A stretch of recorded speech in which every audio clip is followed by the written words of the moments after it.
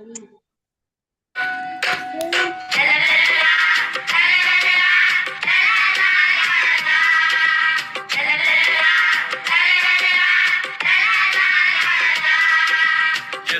செய்திகள் பேசி அறிந்தோம் ஒவ்வொரு நாளும், எத்தனை மனிதரை கண்டு மகிழ்ந்தோம் ஒவ்வொரு நாளும், எத்தனை நாட்டு தமிழரை இணைத்தோம் ஒவ்வொரு நாளும், எத்தனை அமைப்பின் நட்பினை கொண்டோம் ஒவ்வொரு நாளும், எத்தனை கேள்விகள் எத்தனை பதில்கள் ஒவ்வொரு நாளும், எத்தனை எத்தனை எத்தனை எத்தனை ஒவ்வொரு நாளும். கலந்துரையாடுவோம் கலந்துரையாடுவோம் கலந்துரையாடுவோம், எத்தனை செய்திகள் பேசி அறிந்தோம் ஒவ்வொரு நாளும், எத்தனை மனிதரை கண்டு மகிழ்ந்தோம் ஒவ்வொரு நாளும்.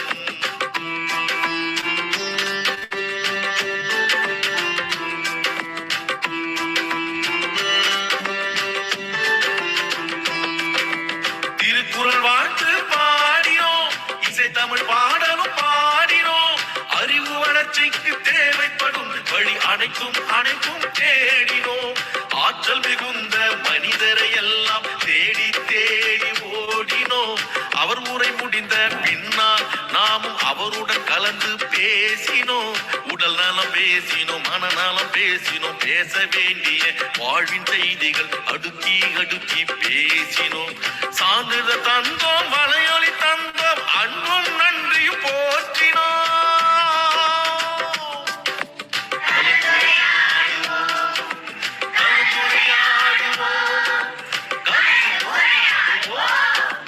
எத்தனை செய்திகள் பேசி அறிந்தோம் ஒவ்வொரு நாளும், எத்தனை மனிதரை கண்டு மகிழ்ந்தோம் ஒவ்வொரு நாளும்.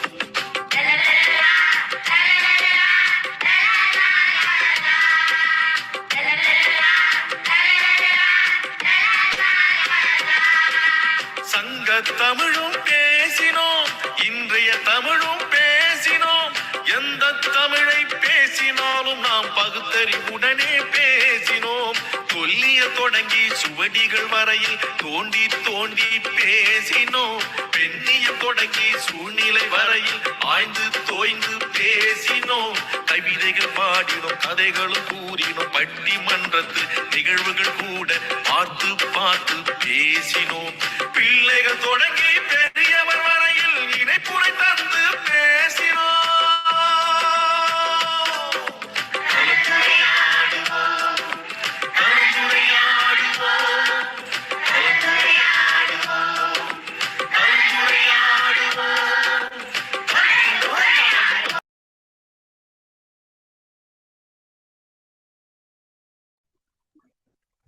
வணக்கம் ஐயா. கலந்துரையாடுவோம் பேரவை தமிழ்நாடு நடத்தும் பெண்கள் களம் நிகழ்வு எண் 2224 28/7/2026 செவ்வாய்க்கிழமை, திருவள்ளுவர் ஆண்டு 2057, ஆடி 12. இன்றைய சிறப்பு அழைப்பாளர் அம்மா அவர்களை கலந்துரையாடுவோம் பேரவையின் சார்பாக வருக வருக என வரவேற்கிறோம். குரலும் பொருளும் கூறுவதற்கு சகோதரர் சகோதரிகளையும் வரவேற்கிறோம். குரலும் பொருளும் வரலாற்று செய்திகள் வழங்குவதற்கு டெல்லி பிரம்மநாயகம் ஐயா அவர்களையும் வரவேற்கிறோம். இன்னிசை பாடல் வழங்க வந்திருப்பவர்களையும் வரவேற்கிறோம். முதலாக குரல் கூறுவதற்கு ஐயா நான் குரல் சொல்லி விடுகிறேன் ஐயா. அதிகாரம் 1, கடவுள் வாழ்த்து. அகர முதல் எழுத்தெல்லாம் ஆதி பகவான் முதற்றே உலகு கட்டதனால் அப்பயன் நற்றால் தொழாரினில் வளர்மிசை இயங்கினால் மாநாடி சேர்ந்தால் இளமை செய்ய வேண்டு வாழ்வார் வேண்டுதல் வேண்டாமை விழாநாடி சேர்ந்தார்க்கு யாண்டு முன்பையில இருள் சேர்வுனை சேரவன் பொருள் சேர் புகழ் புரிந்தார் மாட்டு பொறிவாயில் தன் பைத்திருளுக்கு நேரின்ற நீர் வாழ்வார் தனக்குமே இல்லாத தாழ் சேர்ந்தார் கல்லால் மனகோலி மாற்றலது அறவாளி அந்த தாழ் சேர்ந்தார் கல்லால் பிறவாளி நீத்தலது கோளில் பொறியல் குணமிழக என் குணத்தான் தாளை வணங்காத்தலை பிறவி பெருங்கடல் நன்றி சேராதார். அடுத்ததாக திருக்குறளை பாடலாக பாட வருகிறார் தங்கம் வீரமங்கை தங்கம் சாய்ராம் அவர்கள். அனைவருக்கு என் மனமுகி வணக்கத்தை தெரிவித்துக் கொள்கிறேன். நான் வணக்கம் சொல்வது ஒருவருக்கு மட்டுமல்ல அனைவருக்குமே என்று திரும்பவும் நான் சொல்லிக் கொள்கிறேன். நன்றி. இன்று கலந்துரையாடல் பேரவை அனைவருக்கும் அதிகாரம் 12 தகுதி என ஒன்று நன்றே பகுதியான் பார்ப்பற்றொழுகப் பெறின் செப்பம் உடையவன் நாக்கம் சிதைவின்றி எச்சத்திற்கு ஏமா புடைத்து நன்றே தரினும் நடிவிகந்தாமாக்கத்தை அன்றே ஒழிய விடல் தகவிலர் என்பது அவர்த்தம் அவரவர் எச்சத்தால் காணப்படும் கேடும் பெருக்கமும் இல்லல்ல நெஞ்சத்து கோடாமை சான்றோர் கனி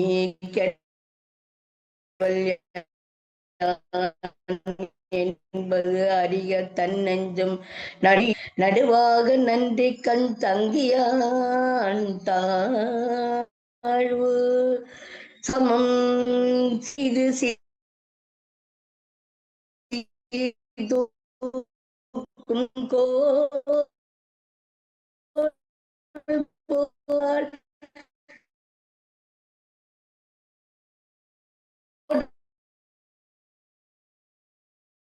சொற்கனி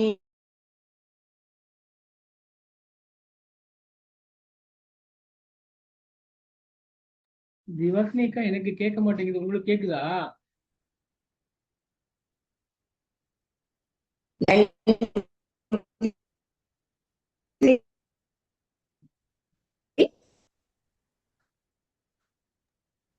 தங்கம் கேட்கவில்லை. திருவள்ளுவர் வழியில் நடப்போம், வழி செய்வோம், எப்பொழுதுமே சொற்கோட்டல் இல்லாத செப்பி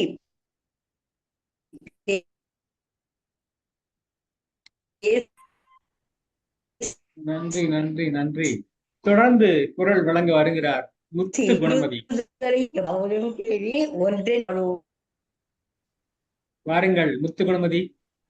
அழைத்ததற்கு நன்றிங்க ஐயா. அனைவருக்கும் வணக்கம். அதிகாரம் 60 ஊக்கமுடைமை. உடைய எனப்படுவது ஊக்கம் அஃதில்ல உடையது உடையரமற்று உள்ளம் உடைமை உடைமை பலம் இல்லாது நீங்க விட ஆக்கம் இழந்தமென்று அளவார் ஊக்கம் ஒருவந்தம் கைத்துடைய ஆக்கம் அதனுடைய செல்லும் அசில் ஊக்கம் உடையானுடை வெள்ளத்தானிய மலநீட்ட மலதும் உள்ளத்தனியது உயர்வு உள்ளுவதி எல்லாம் உயிர்வுலை மற்ற தள்ளினம் தள்ளாமை நித்து இதைவிட தொல்கார் உறவோர் புதையமின் பட்டுப்பாடு ஒன்றும் களிறு உள்ளம் இல்லாத வேத உலகத்து வல்லியம் என்னும் செருக்கு பரியது கூங்கொண்டது ஆயினும் யானை வெறுவும் புடிலா குறி. நன்றிங்க. நீ நிகழ்வு என் குரல் பெரியாரை பிழையாமை அதிகாரத்துடைய 4வது குரல். கூற்றத்தை கையால் விழித்தற்றால் ஆற்றுவார்க்கு ஆற்றாதார் இன்னா செயல். எந்த துன்பத்தையும் தாங்கக்கூடிய ஆற்றல் படைத்தவர்களுடன் சிறு துன்பத்தையும் தாங்க முடியாதவர்கள் மோதினால் அவர்களே தங்களின் முடிவு காலத்தை கையசித்து கூப்பிடுகிறார்கள் என்றுதான் பொருள். அறிவு, செல்வம், படை ஆகிய 3 வகை ஆற்றலும் உடையவர்க்கு அவையில்லாதவர் முதலில் தீமை செய்வதும் தாமே யமனை கை நீட்டி அழைப்பது போன்றது. இனி வரலாற்றில் இன்று சூலை மாதம் 28ஆம் நாள். இதே நாளில்தான் 1821ஆம் ஆண்டு ஜோஸ் தேசான் மார்டின் ஜப்பானிடமிருந்து பெருவின் விடுதலையை அறிவித்தார். 1868ஆம் ஆண்டு ஆப்பிரிக்க அமெரிக்கர்களுக்கு குடியுரிமை வழங்கும் சட்டம் மூலம் ஐக்கிய அமெரிக்க அரசியல் அமைப்பில் சேர்க்கப்பட்டது. 1917ஆம் ஆண்டு ஆப்பிரிக்க அமெரிக்கர் மீது நடத்தப்படும் படுகொலைகள் மற்றும் வன்முறைகள் எதிர்த்து நியூயார்க்கில் அமைதியான போராட்டங்கள் இடம்பெற்றன. 1938ஆம் ஆண்டு ஹவாய் கிளிப்பர் அமெரிக்க பறக்கும் படகு குவாமிற்கும் மணிலாவிற்கும் இடையில் 15 பேருடன் காணாமல் போனது. 1945ஆம் ஆண்டு அமெரிக்க போர் விமானம் ஒன்று எம்பையர் ஸ்டேட் கட்டிடத்தில் 79ஆம் ஆண்டில் தவறுதலாக மோதியதில் 14 பேர் உயிரிழந்தனர், 26 பேர் காயமடைந்தனர். 1948ஆம் ஆண்டு இலங்கை நாடாளுமன்றத்தில் முதல் தடவையாக உறுப்பினர்கள் சிங்கள மொழியில் உரையாற்றினர். 1957ஆம் ஆண்டு ஜப்பானின் மேற்கு குசு இகசகாயா என்ற இடத்தில் மழை மற்றும் மண் சரிவு காரணமாக 992 பேர் உயிரிழந்தனர். 1972ஆம் ஆண்டு இந்தியா பாகிஸ்தான் அரசுகளுக்கு இடையே பன்னுறவாண்மை மேம்படுத்துவதற்காக சிம்லா ஒப்பந்தம் 2 நாடுகளுக்கிடையே கையெழுத்திடப்பட்டது.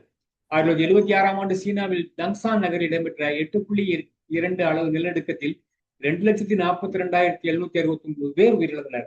1,64,859 பேர் காயமடைந்தனர்.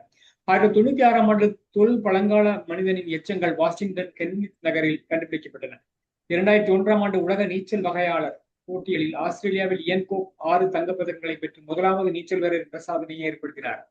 2002ஆம் ஆண்டு உருசியா மாஸ்கோவில் வானூர்தி ஒன்று வீழ்ந்ததில் அதில் பயணம் செய்த 16 பேரில் 14 பேர் உயிரிழந்தனர். 2005ஆம் ஆண்டு ஐரிய குடியரசுப் படை வட அயர்லாந்தில் தனது 30 ஆண்டுகால ஆயுத போராட்டம் முடிவு கொண்டு அறிவித்தது. 2010ஆம் ஆண்டு பாகிஸ்தான் இஸ்லாமாபாத் வடக்கு அடுக்கே பாகிஸ்தானிய ஏர் ப்ளூ விமானம் வீழ்ந்தது. அதில் பயணம் செய்த அனைத்து 152 பேரும் உயிரிழந்தனர்.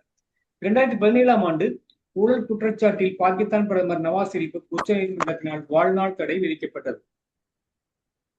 1982ஆம் ஆண்டு சமூக ஆர்வலர் தமிழ் இலக்கியவாதி சா கணேசன் காலமானார். இதே நாளில்தான் சர்வதேச தொழில்நாள் நாள் இன்று அனுசரிக்கப்படுகிறது. சென்னையில் 1882ஆம் ஆண்டு சென்னையில் முதலாக தொலைபேசி அறிமுகப்படுத்தப்பட்டது. 1925ஆம் ஆண்டு இந்திய அணுவியல் நிபுணர் ராஜா ராமண்ணா இதே நாளில் பிறந்தார். இன்று உலக கல்லீரல் நோய் நாளாகவும் அனுசரிக்கப்படுகிறது. 1914ஆம் ஆண்டு முதலாக முதல் உலக போர் தொடங்கியது. இன்று உலக கல்லீரல் விழிப்புணர்வு நாள் மற்றும் உலக இயற்கை வளம் பாதுகாப்பு நாளும் அனுசரிக்கப்படுகிறது. தொடர்ந்து இசைப்பாடல் வழங்க வருகிறார் திருமதி அன்னபூரணி. பாருங்களம்மா.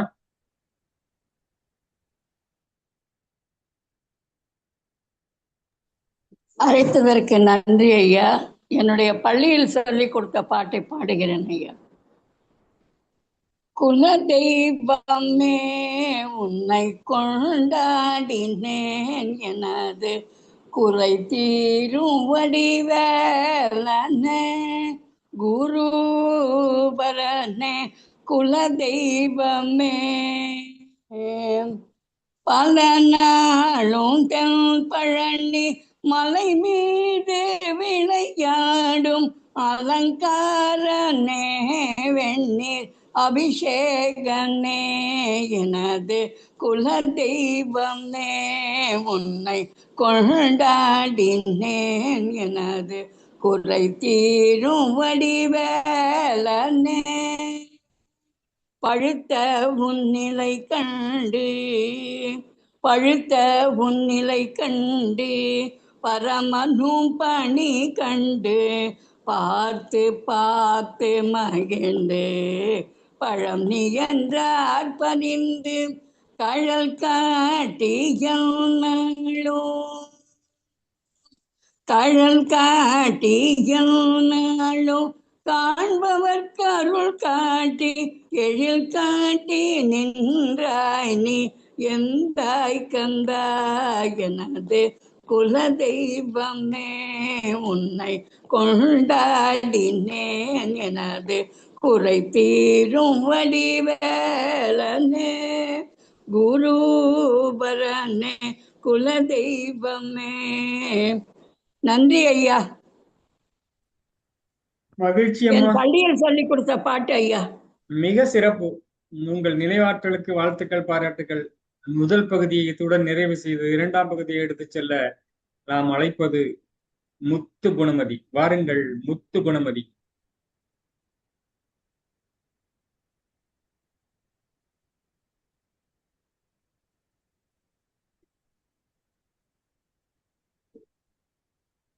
குணமதி, ஒளித்தடை நீக்குங்கள். ஐயா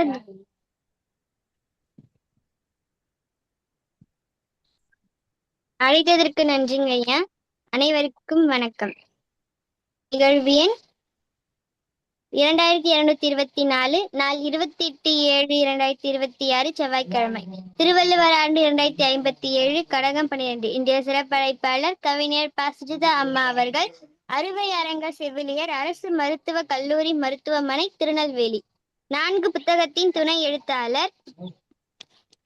2 India book of records award வாங்கியுள்ளேன். 25க்கும் மேற்பட்ட விருதுகள் தமிழால் எனக்கு கிடைத்தது. சொற்சுடர் விருது, திருக்கவி விருது, குறிஞ்சிக்கவி விருது, சிங்கப்பெண் விருது, சேவை சுடர் விருது, சமூக சுடரொளி விருது, சிறந்த செவிலியர் விருது, சேவை செம்மல் விருது, டிப்ளோமா அக்குபஞ்சர், டிப்ளோமா அழகியல் நிபுணர். அம்மா அவர்கள் இன்று பேச எடுத்துக்கொண்ட தலைப்பு பெண் என்னும் பேராயுதம். அம்மா தங்கள் 6 மணி வரை உரையாற்றலாம்.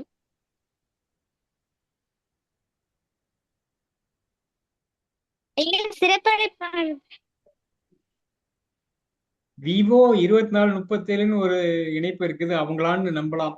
வாருங்கள் சிறப்பு அழைப்பாளர் சுஜிதா, வாருங்களம்மா. ஒலித்தடை நீக்கிட்டு நீங்க பேசலாம்.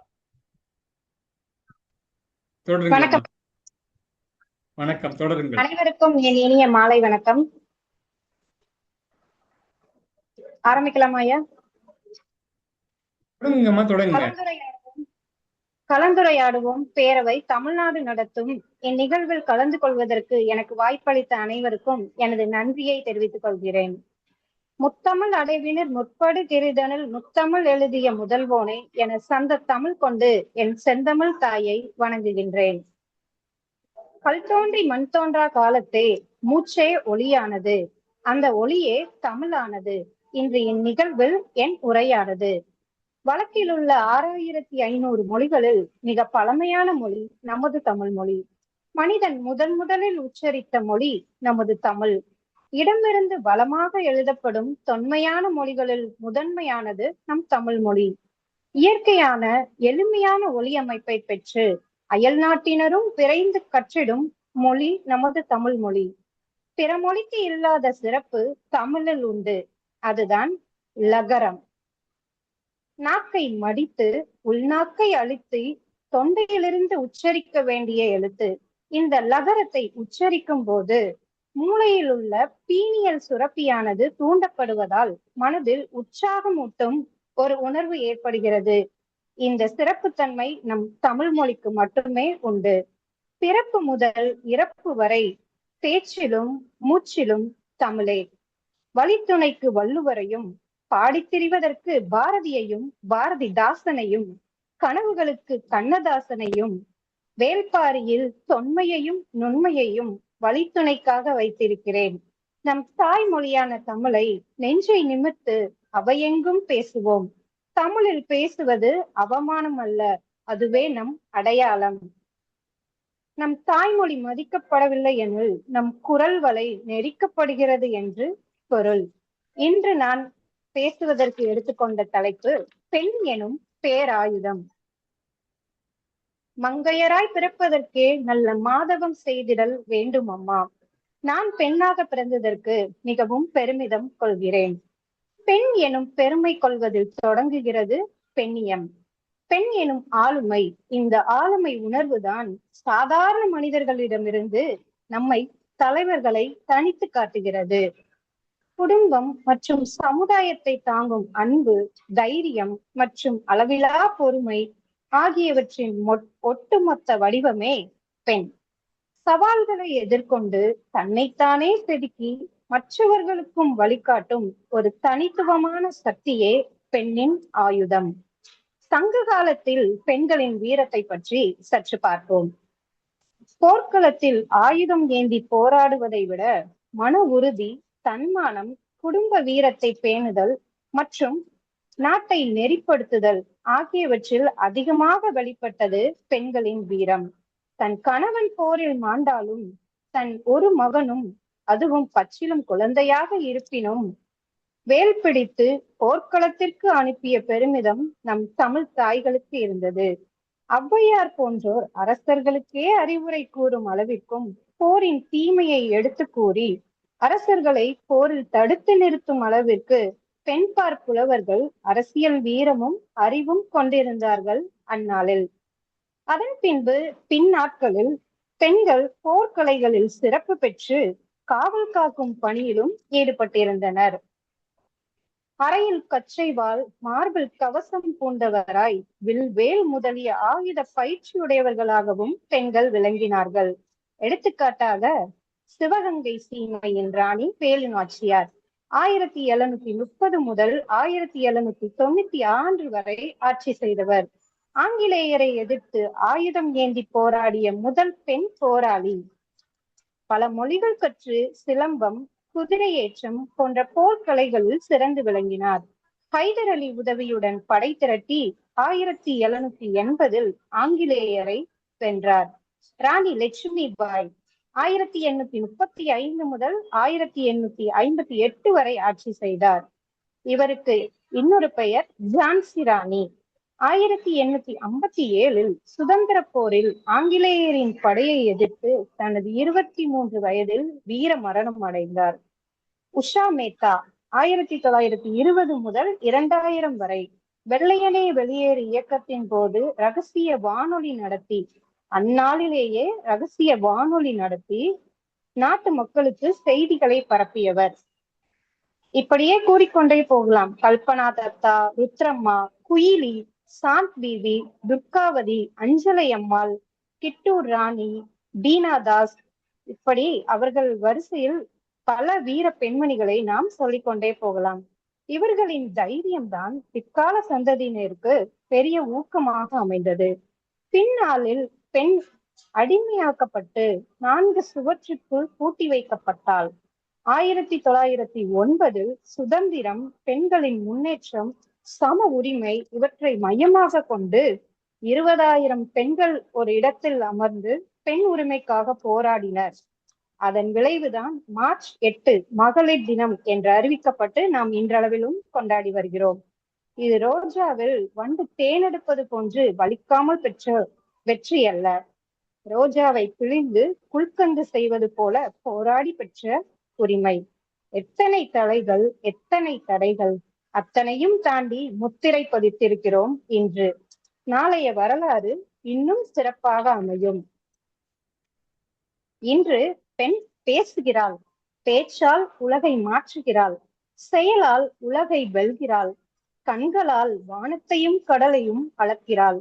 முக்கணாங்கயிற்றின் பிடி தளர்த்தாமலே ஆட்சி, அதிகாரம், அரசியல் என அடுத்தடுத்து தடம் பதிக்கிறாள். யாரும் அவளது வளர்ச்சியை தடுக்க முடியாது. பெண்களுக்கு கோலம் போடவும் தெரியும், கோட்டைக்கு சென்று ஆட்சி அமைக்கவும் தெரியும். பெண்களுக்கு யாரும் உதவ வேண்டாம், சற்று ஒதுங்கி நின்று வழிவிட்டாலே போதும். பெண்களுக்கு ஆண்கள் உந்து சக்தி என்றார்கள். அவனையே உந்தி தள்ளியது அவள்தான் என்றறியாமல். அவள் என்ற வார்த்தையின் பின் ஆண்டவனும் அறியாத இன்னல்கள் உள்ளதடா மானிடா. ஈன்றால் இவள் பல உன்னத சாதனை படைக்க ஊன்றுகோலாய் இருப்போம்பா. எத்தனையோ அடக்குமுறை ஏராளமாய் அனுபவித்தே ஐந்தவியால் துகள் மாதரை ஒருபோதும் ஒதுக்காது உயர்த்தினான். அவ்வையும் உயிர்த்தெழுந்து ஆசி கூறுவாள், அக்தே நீ வாழ்கவென்று. மகளிர் தினம் பற்றி நான் 20,000 பெண்கள் அமர்ந்து போராடி மகளிர் தினம் என்ற ஒரு உரிமையை பெற்று தந்தார்கள் என்று கூறினேன். அதன் சிறப்புகளை பற்றியும் இந்நாளில் நான் கூற ஆசைப்படுகிறேன். பெண் மழலையாய் தவழ்ந்து திரிகையில் மகிழ்ந்து போகிறாள் அவள். கொஞ்சம் வளர்ந்து பள்ளி பருவத்தில் பட்டாம்பூச்சியாய் சிறகடித்து மகிழ்ந்து திரிகிறாள் அவள். கட்டுப்பாடின்றி சிட்டுக்குருவியாய் எங்கும் செல்லும் அவளுக்கு வந்ததாம் ஒரு நாள் கட்டுப்பாடு. கட்டுப்பாடின்றி சிட்டுக்குருவியாய் எங்கும் செல்லும் அவளுக்கு வந்ததாம் ஒரு நாள் கட்டுப்பாடு. ஓடி ஆடி விளையாடும் அவள் அடிவயிறு வலிக்க இரு கைய புடிச்சு அம்மான்னு அழுது அமர்கிறாள் அதே இடத்தில். ஊரார் ஒன்று கூடி சல்லடை நீத்தளித்து சந்தனம் வைத்து மங்கையாய் ஆனாயடி நீ என்று மாறாப்பு போட்டு மறைத்து வைக்கிறார்கள் அவளை, அவளது கனவுகளை. ஊரார் ஒன்று கூடி சல்லடை நீத்தளித்து சந்தனம் வைத்து மங்கையாய் ஆனாயடி நீ என்று சொல்லி மாறாப்பு போட்டு மறைத்து வைக்கிறார்கள் அவளை, அவளது கனவுகளை. அடுத்து அவள் சொல்லும் வார்த்தை மனதிற்குள் ஆனந்தம். அந்த நொடி எனக்கு நானும் மங்கையாய் ஆனேன் என்று. ஆனால் தெரியவில்லை அப்போது அடுத்த மாதம் இதே நாள் வரும் பொழுது தன்னை 3 நாட்கள் ஒதுக்கி வைப்பார்கள் என்று. அந்த 3 நாட்கள் அடிவயிறு வலிக்க, தளர்ந்தா வெடிக்க, ஆறுதலுக்கு ஆள் இருந்தும் தொட்டு தூக்க யாரும் இல்லை. உயிரிருந்தும் பிணமாய், உணர்விருந்தும் ஜடமாய், ஒரு காய சண்டிகையின் பசியோடு காத்து கிடந்தோம். மணிமேகலையின் அச்சய பாத்திரமாய் வாய்த்தது இந்த ஒரு நாள். அதுதான் மார்ச் 8 மகளிர் தினம். இன்று பெண்கள் எந்த இடத்துக்கு வேணாலும் செல்லலாம், கூட்டங்களுக்கு போகலாம், சுதந்திரமாய் பேசலாம், இருட்டிய பின்பும் வீட்டிற்கு செல்லலாம். பாதுகாப்பு இருக்கிறது. ஆனால் ஒரு சில இடங்களில் இன்றளவும் பெண்களுக்கு அநியாயங்கள் நிகழ்ந்து கொண்டுதான் இருக்கின்றது. பெண்ணாய் பிறத்தல் வரமா சாபமா?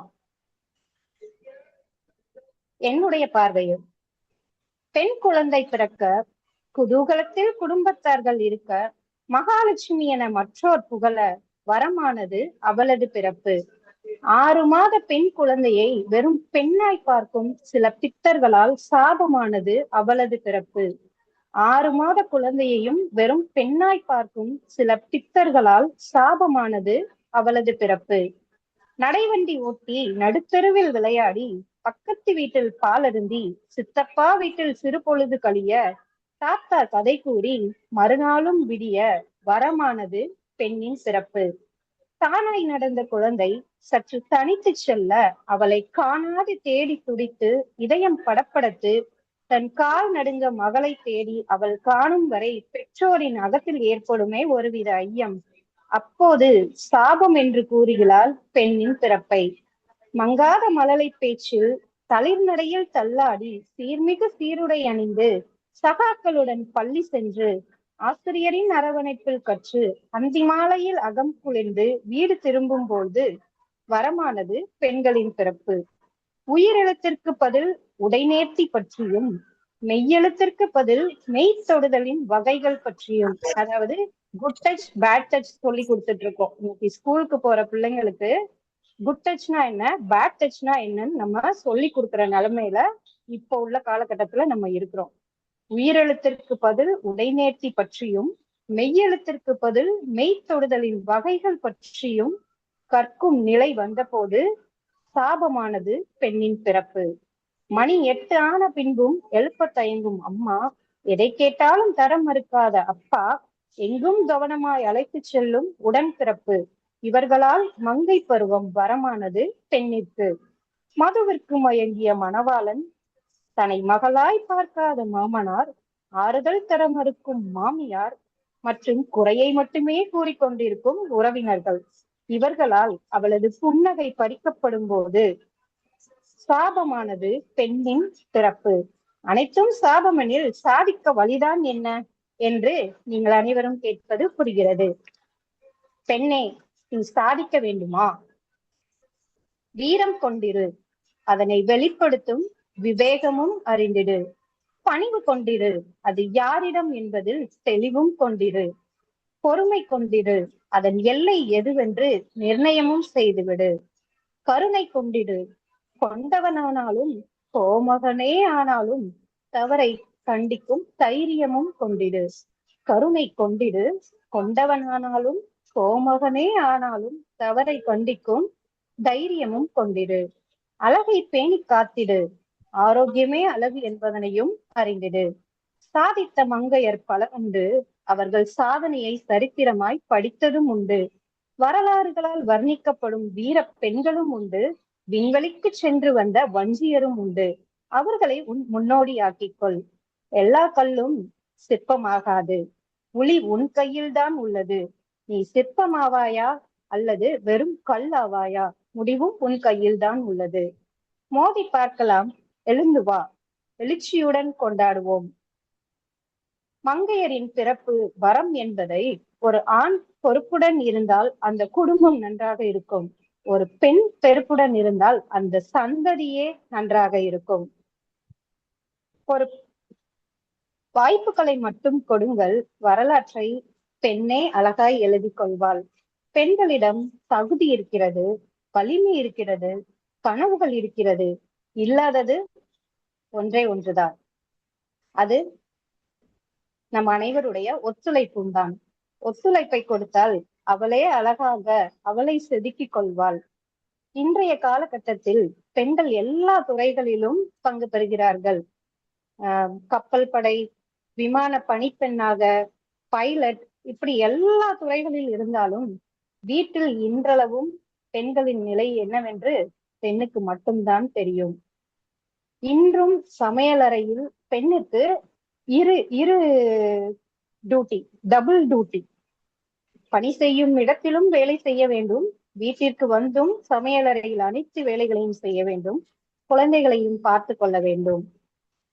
சம உரிமை நாட்டில் மட்டும் போதாது, வீட்டிலும் சம உரிமை வேண்டும். என்னுடைய இவ்வுரையை முடித்துக் கொள்கிறேன். என் உரையை உயிரெழுத்தில் தொடங்கி மெய்யெழுத்து, உயிர்மெய் எழுத்து என கலவையாக கலந்து சொற்றொடர்களாக தொடுத்து வரிகளாக வார்த்து என் மனதில் உள்ளதை உங்களிடத்தில் வெளிப்படுத்த உதவிய என் தமிழுக்கு நன்றி கூறி விடைபெறுகிறேன். நன்றி ஐயா.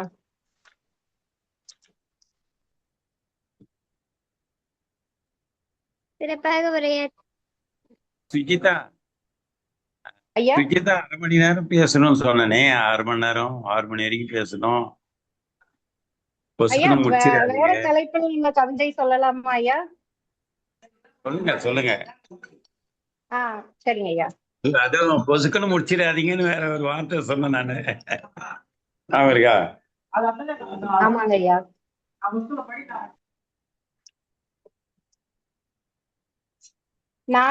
நான் ஒரு செவிலியர், பிஎஸ்சி நர்சிங் முடித்திருக்கிறேன். திருநெல்வேலி அரசு மருத்துவக் கல்லூரி மருத்துவமனையில் அறுவை அரங்கு செவிலியராக பணியாற்றி வருகிறேன். செவிலியர் தொடர்பான என்னுடைய கவிதை. செவிலியர் அதாவது செவிலி தாய். ஒரு தாய் பிரசவித்து குழந்தையை முதலில் கையில் ஏந்துவதற்கு முன் அக்குழந்தையை முதலில் கையில் ஏந்துபவர்கள் நாங்கள்தான் என்ற பெருமிதம் எனக்கு மிகவும் உண்டு. செவிலி தாய் என்பதில் நான் பெருமை அடைகிறேன். செவிலியர், இது நான் செவிலியர் தினத்திற்காக எழுதிய கவிதை. நான் கதைகளில் படித்த வெண்ணிற ஆடை அணிந்த தேவதை அவள். ஈன்றவள் கையில் ஏந்தும் முன்பு என்னை அள்ளி எடுத்து முதலில் அணைத்தவள் அவள். பிரசவ அறையில் பல சிசுக்களை பூமிக்கு வரவேற்று திருமணம் ஆகாமலேயே தாயாகிறாள் அவள். குணமாக்குவதற்காக அதிகாரமாய் கண்டிப்பதில் என் தந்தையாகிறாள் அவள். சில நேரத்தில் மருத்துவமனைக்கு செல்லும் போது செவிலியர்கள் ஏன் கடுகடுவென்று இருக்கிறார்கள், ஏன் திட்டிக் கொண்டே இருக்கிறார்கள் என்று தோன்றும். அப்படி சொன்னால் மட்டுமே குழந்தைகள் எப்படி அம்மா அதட்டும் போது கேட்கிறார்களோ அதே மாதிரி நோயாளிகளும் அப்படி சொன்னால் மட்டுமே சில சமயங்களில் கேட்கிறார்கள். குணமாக்குவதற்காக அதிகாரமாய் கண்டிப்பதில் என் தந்தையாகிறாள் அவள். பிணியினில் மீண்ட முதியோருக்கு பெறாத பிள்ளையாகிறாள் அவள். அனைவருக்கும் உடன்பிறவா சகோதரியாகிறாள் அவள். தன் வழியை மறந்து தன் வழியை மறைத்து மற்றவர் வழிக்கு மருந்திடும் வலி நிவாரணி அவள். ஓய்விற்கும் ஓய்வு கொடுப்பவள் அவள். ஏனென்றால் 365 நாட்களும் மருத்துவமனை இருக்கும். மருத்துவமனைக்கு விடுமுறை என்ற ஒன்று கிடையாது. ஓய்விற்கும் ஓய்வு கொடுப்பவள் அவள். தன் வாசனை என்னவென்று தெரியாமலேயே மருந்து மாத்திரை இரத்த வாடைக்குள் தஞ்சம் புகுகிறாள் அவள். பண்டிகை, குடும்ப நிகழ்வுகள் என விழாக்களில் கலந்து கொள்ளாமல் சேவை செய்பவள் அவள். உடையில் மட்டுமல்ல, உள்ளத்திலும் வெள்ளையே. முகம் பார்த்தே வழி அறிபவள் அவள். ஒரு நாடி துடிப்பினால் பல 100 நாடி துடிப்பறிந்து குணமாக்குபவள் அவள். அவளுடைய ஒரு நாடி துடிப்பு பல 100 நாடி துடிப்புகளை குணமாக்கும்.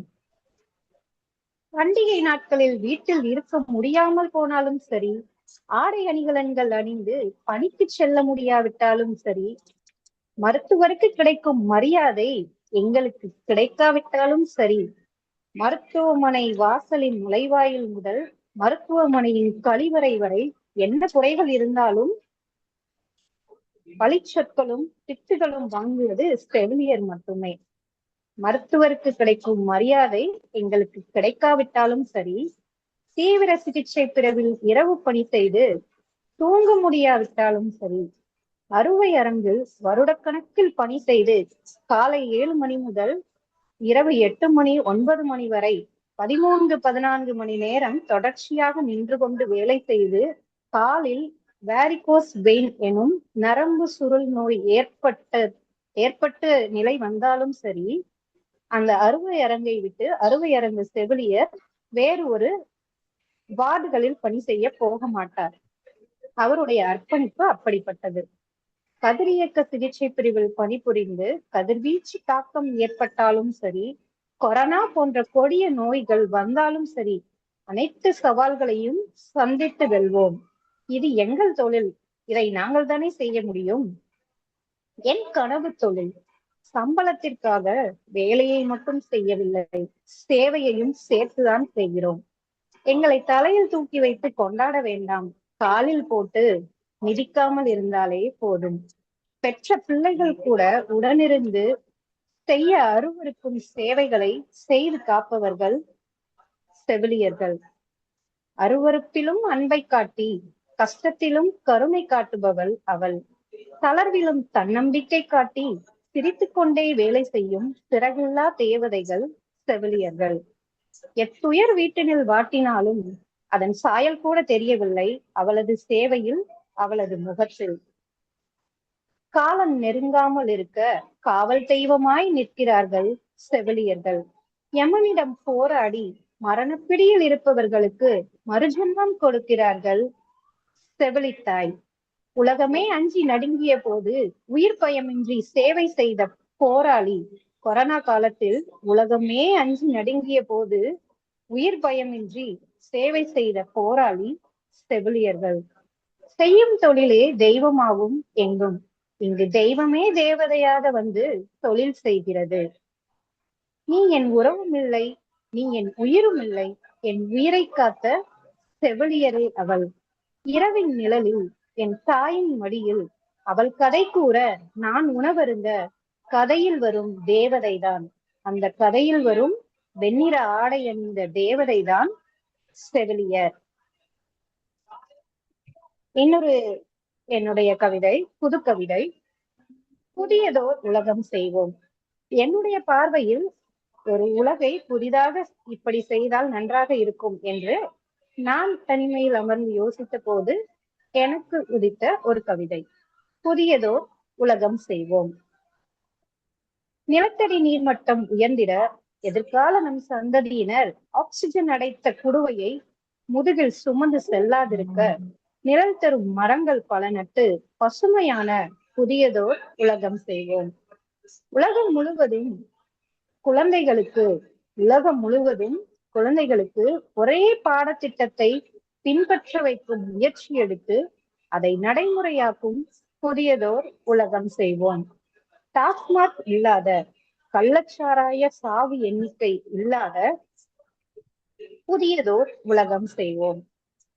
பெண் சிசு கொலை, பாலியல் வன்முறைகள், இரவில் கூட பெண்கள் தைரியமாக தனியாக பாதுகாப்பாக நடந்து செல்லக்கூடிய புதியதோர் உலகம் செய்வோம். அலுவலக உதவியாளர் முதல் ஆட்சியில் அமரும் தலைவர்கள் வரை அவரவர் பதவிக்கேற்ப தகுதி தேர்வுகள் வைத்து தேர்ந்தெடுக்கும் முறையை பின்பற்றும் புதியதோர் உலகம் செய்வோம். அலுவலக உதவியாளர் முதல் ஆட்சியில் அமரும் தலைவர்கள் வரை அவரவர் தகுதிக்கேற்ப தகுதி தேர்வு வைத்து தேர்ந்தெடுக்கும் முறையை பின்பற்றும் புதியதோர் உலகம் செய்வோம். அனைவருக்கும் கல்வியையும் மருத்துவத்தையும் இலவசமாக கொடுக்கும் புதியதோர் உலகம் செய்வோம். இடஒதுக்கீடு என்ற சொல்லுக்கு விடுதலை கொடுத்து பள்ளி, கல்லூரி பணி சான்றிதழ்களில் ஜாதி என்ற வார்த்தையை நம் எதிர்கால சந்ததியினர் கூகுளில் தேடினாலும் கிடைக்காத அளவிற்கு புதியதோர் உலகம் செய்வோம். பள்ளி, கல்லூரி பணி சான்றிதழ்களில் ஜாதி என்ற வார்த்தையை கூகுளில் தேடினாலும் கிடைக்காத புதியதோர் உலகம் செய்வோம். சொத்து குவிப்பு வளர்ச்சி என்ற ஒன்று இல்லாத புதியதோர் உலகம் செய்வோம்.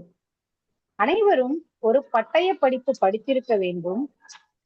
பெண்ணிற்கு திருமண வயது 25 என மாற்றி உலகம் செய்வோம். அலைபேசி மற்றும் சமூக வலைதளங்களில் உபயோகிக்க நேர கட்டுப்பாடு விதிக்கும் புதியதோர் உலகம் செய்வோம். உலகத்தில் உள்ள உயிர்கள் அனைத்தும் மனிதருக்கு சமமாக மதிக்கப்பட்டும் புதியதோர் உலகம் செய்வோம். சண்டைகள் இல்லாத, துப்பாக்கி சூடு சத்தம் கேட்காத அமைதியான புதியதோர் உலகம் செய்வோம். இயற்கையை, காடுகளை, மலைகளை, ஆறு குளங்களை அதினதின் இயல்பிலிருந்து மாறாது பேணி பாதுகாக்கும் புதியதோர் உலகம் செய்வோம். நம் முன்னோர்கள் பின்பற்றிய ஆரோக்கியமான உணவு பழக்க வழக்கங்கள், மறந்து போன பண்டைய கால மரபுகள், இவற்றை நடைமுறையாக்கி வழக்கப்படுத்தும் புதியதோர் உலகம் செய்வோம். என்றாவது ஒரு நாள் போய் நூடுல்ஸ், பிரியாணி எல்லாம் சாப்பிடலாம். ஆனா நம்ம அம்மா அப்பா நம்ம தாத்தா பாட்டி சொல்லி கொடுத்த அந்த பழைய சாதத்தின் மதிப்பு எதிலும் கிடைக்காது. நாட்டிலும் முக்கியமாக வீட்டிலும் ஆணும் பெண்ணும் சரிநிகர் சமானம் என்ற புதியதோர் உலகம் செய்வோம். வேற்று கிரகத்திற்கு சுற்றுலா சென்று வரும் அளவிற்கு அறிவியல் வளர்ச்சி அடைந்த புதியதோர் உலகம் செய்வோம். ஜாதி, இனம், மதம் மற்றும் மொழி வேற்றுமை பாராது ஒற்றுமை பாராட்டும் புதியதோர் உலகம் செய்வோம். ரசாயன உரக்கலவை இடாத காய்கறி பழங்களை அவரவர் தங்கள் வீட்டின் மாடி தோட்டத்திலேயே விளைவித்து இயற்கையான உணவு முறைகளை பின்பற்றும் புதியதோர் உலகம் செய்வோம். நோய்களுக்கு புது புது பெயர்களை சூற்றும் முறைகளை கைவிட்டுவிட்டு எவ்வித கொடிய நோய்க்கும் மருந்து கண்டுபிடித்து குணமாக்கும், நோய்களை வராமல் தடுக்கும் அறிவியல் முன்னேற்றமுடைய புதியதோர் உலகம் செய்வோம். துரித மற்றும் பதப்படுத்தப்பட்ட உணவுகளை குறைத்து இயற்கையான ஆரோக்கியமான உணவு முறைகளை இளம் தலைமுறையினருக்கு சொல்லிக் கொடுத்து அவர்களை அதை நடைமுறைப்படுத்தவும் வைக்கும் புதியதோர் உலகம் செய்வோம். மத கட்டுப்பாடின்றி அனைத்து புனித தலங்களிற்கும் அனைத்து மதத்தவர்களும் சென்று வருவதற்குரிய வாய்ப்பு இருக்கக்கூடிய புதியதோர் உலகம் செய்வோம். திருமண நிகழ்வில் வரதட்சணை என்ற ஒன்று இல்லாத புதியதோர் உலகம் செய்வோம். ஆண் வாரிசுகள் மட்டுமின்றி பெண் வாரிசுகளும் தன் உழைப்பின் பலனில் பாதியை தன் பெற்றோருக்கு கொடுக்க வேண்டும். அதே போல் தன் பெற்றோர்களின் இறுதி சடங்குகளை செய்யும் அந்த உரிமையையும் பெண் குழந்தைகளுக்கு கொடுக்கும் புதியதோர் உலகம் செய்வோம். இயற்கையை சீரழிக்காமல், இயற்கை சீற்றத்திற்கு வழிவகுக்காமல் அமைதியான அழகான புதியதோர் உலகம் செய்வோம். பொது சொத்துக்களையும் பொது இடங்களையும் ஒவ்வொருவரும் தன் வீட்டை போல பேணி பாதுகாக்கும் புதியதோர் உலகம் செய்வோம்.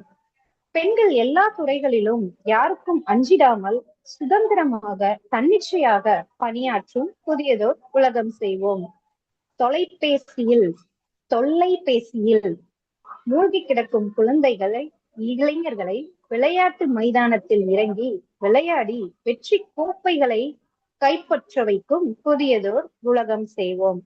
தொல்லைபேசியில் மூழ்கி கிடக்கும் குழந்தைகள் மற்றும் இளைஞர்களை விளையாட்டு மைதானத்தில் இறங்கி விளையாட வைத்து வெற்றி கோப்பைகள் பல வாங்கும் புதியதோர் உலகம் செய்வோம்.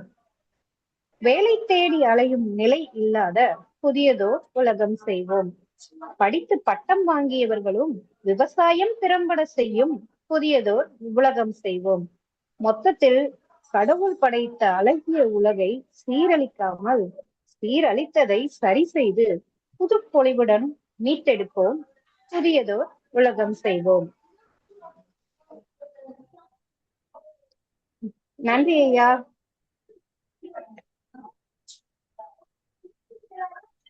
உரையாற்றிய இன்றைய சிறப்பழைப்பாளர் கவிஞர் ப. சுஜிதாம் அவர்கள் நினைவும் பேரவையின் சார்பாக நன்றிகள் தெரிவித்துக் கொள்கிறோம். வாழ்த்துறை வழங்குவதற்கு நடராசன் ஐயா அவர்களை அன்புடன் அழைக்கிறோம். சிறந்த தயாரில் இருக்குமாறு திருக்குறள் காமராஜ் ஐயா அவர்களை அன்புடன் கேட்டுக்கொள்கிறோம். அனைவருக்கும் வணக்கம். இன்றைய நமது கலந்துரையாடுவோம் பேரவையின் சிறப்பு விருந்தினர் சகோதரி கவிஞர் சுஜிதா அவர்கள் பெண் எனும் பேராயுதம் என்ற தலைப்பில் உரையாற்றினார். அவர் உரையாற்றவில்லை, தன் கவிதையை நமக்கு படித்து காட்டினார்.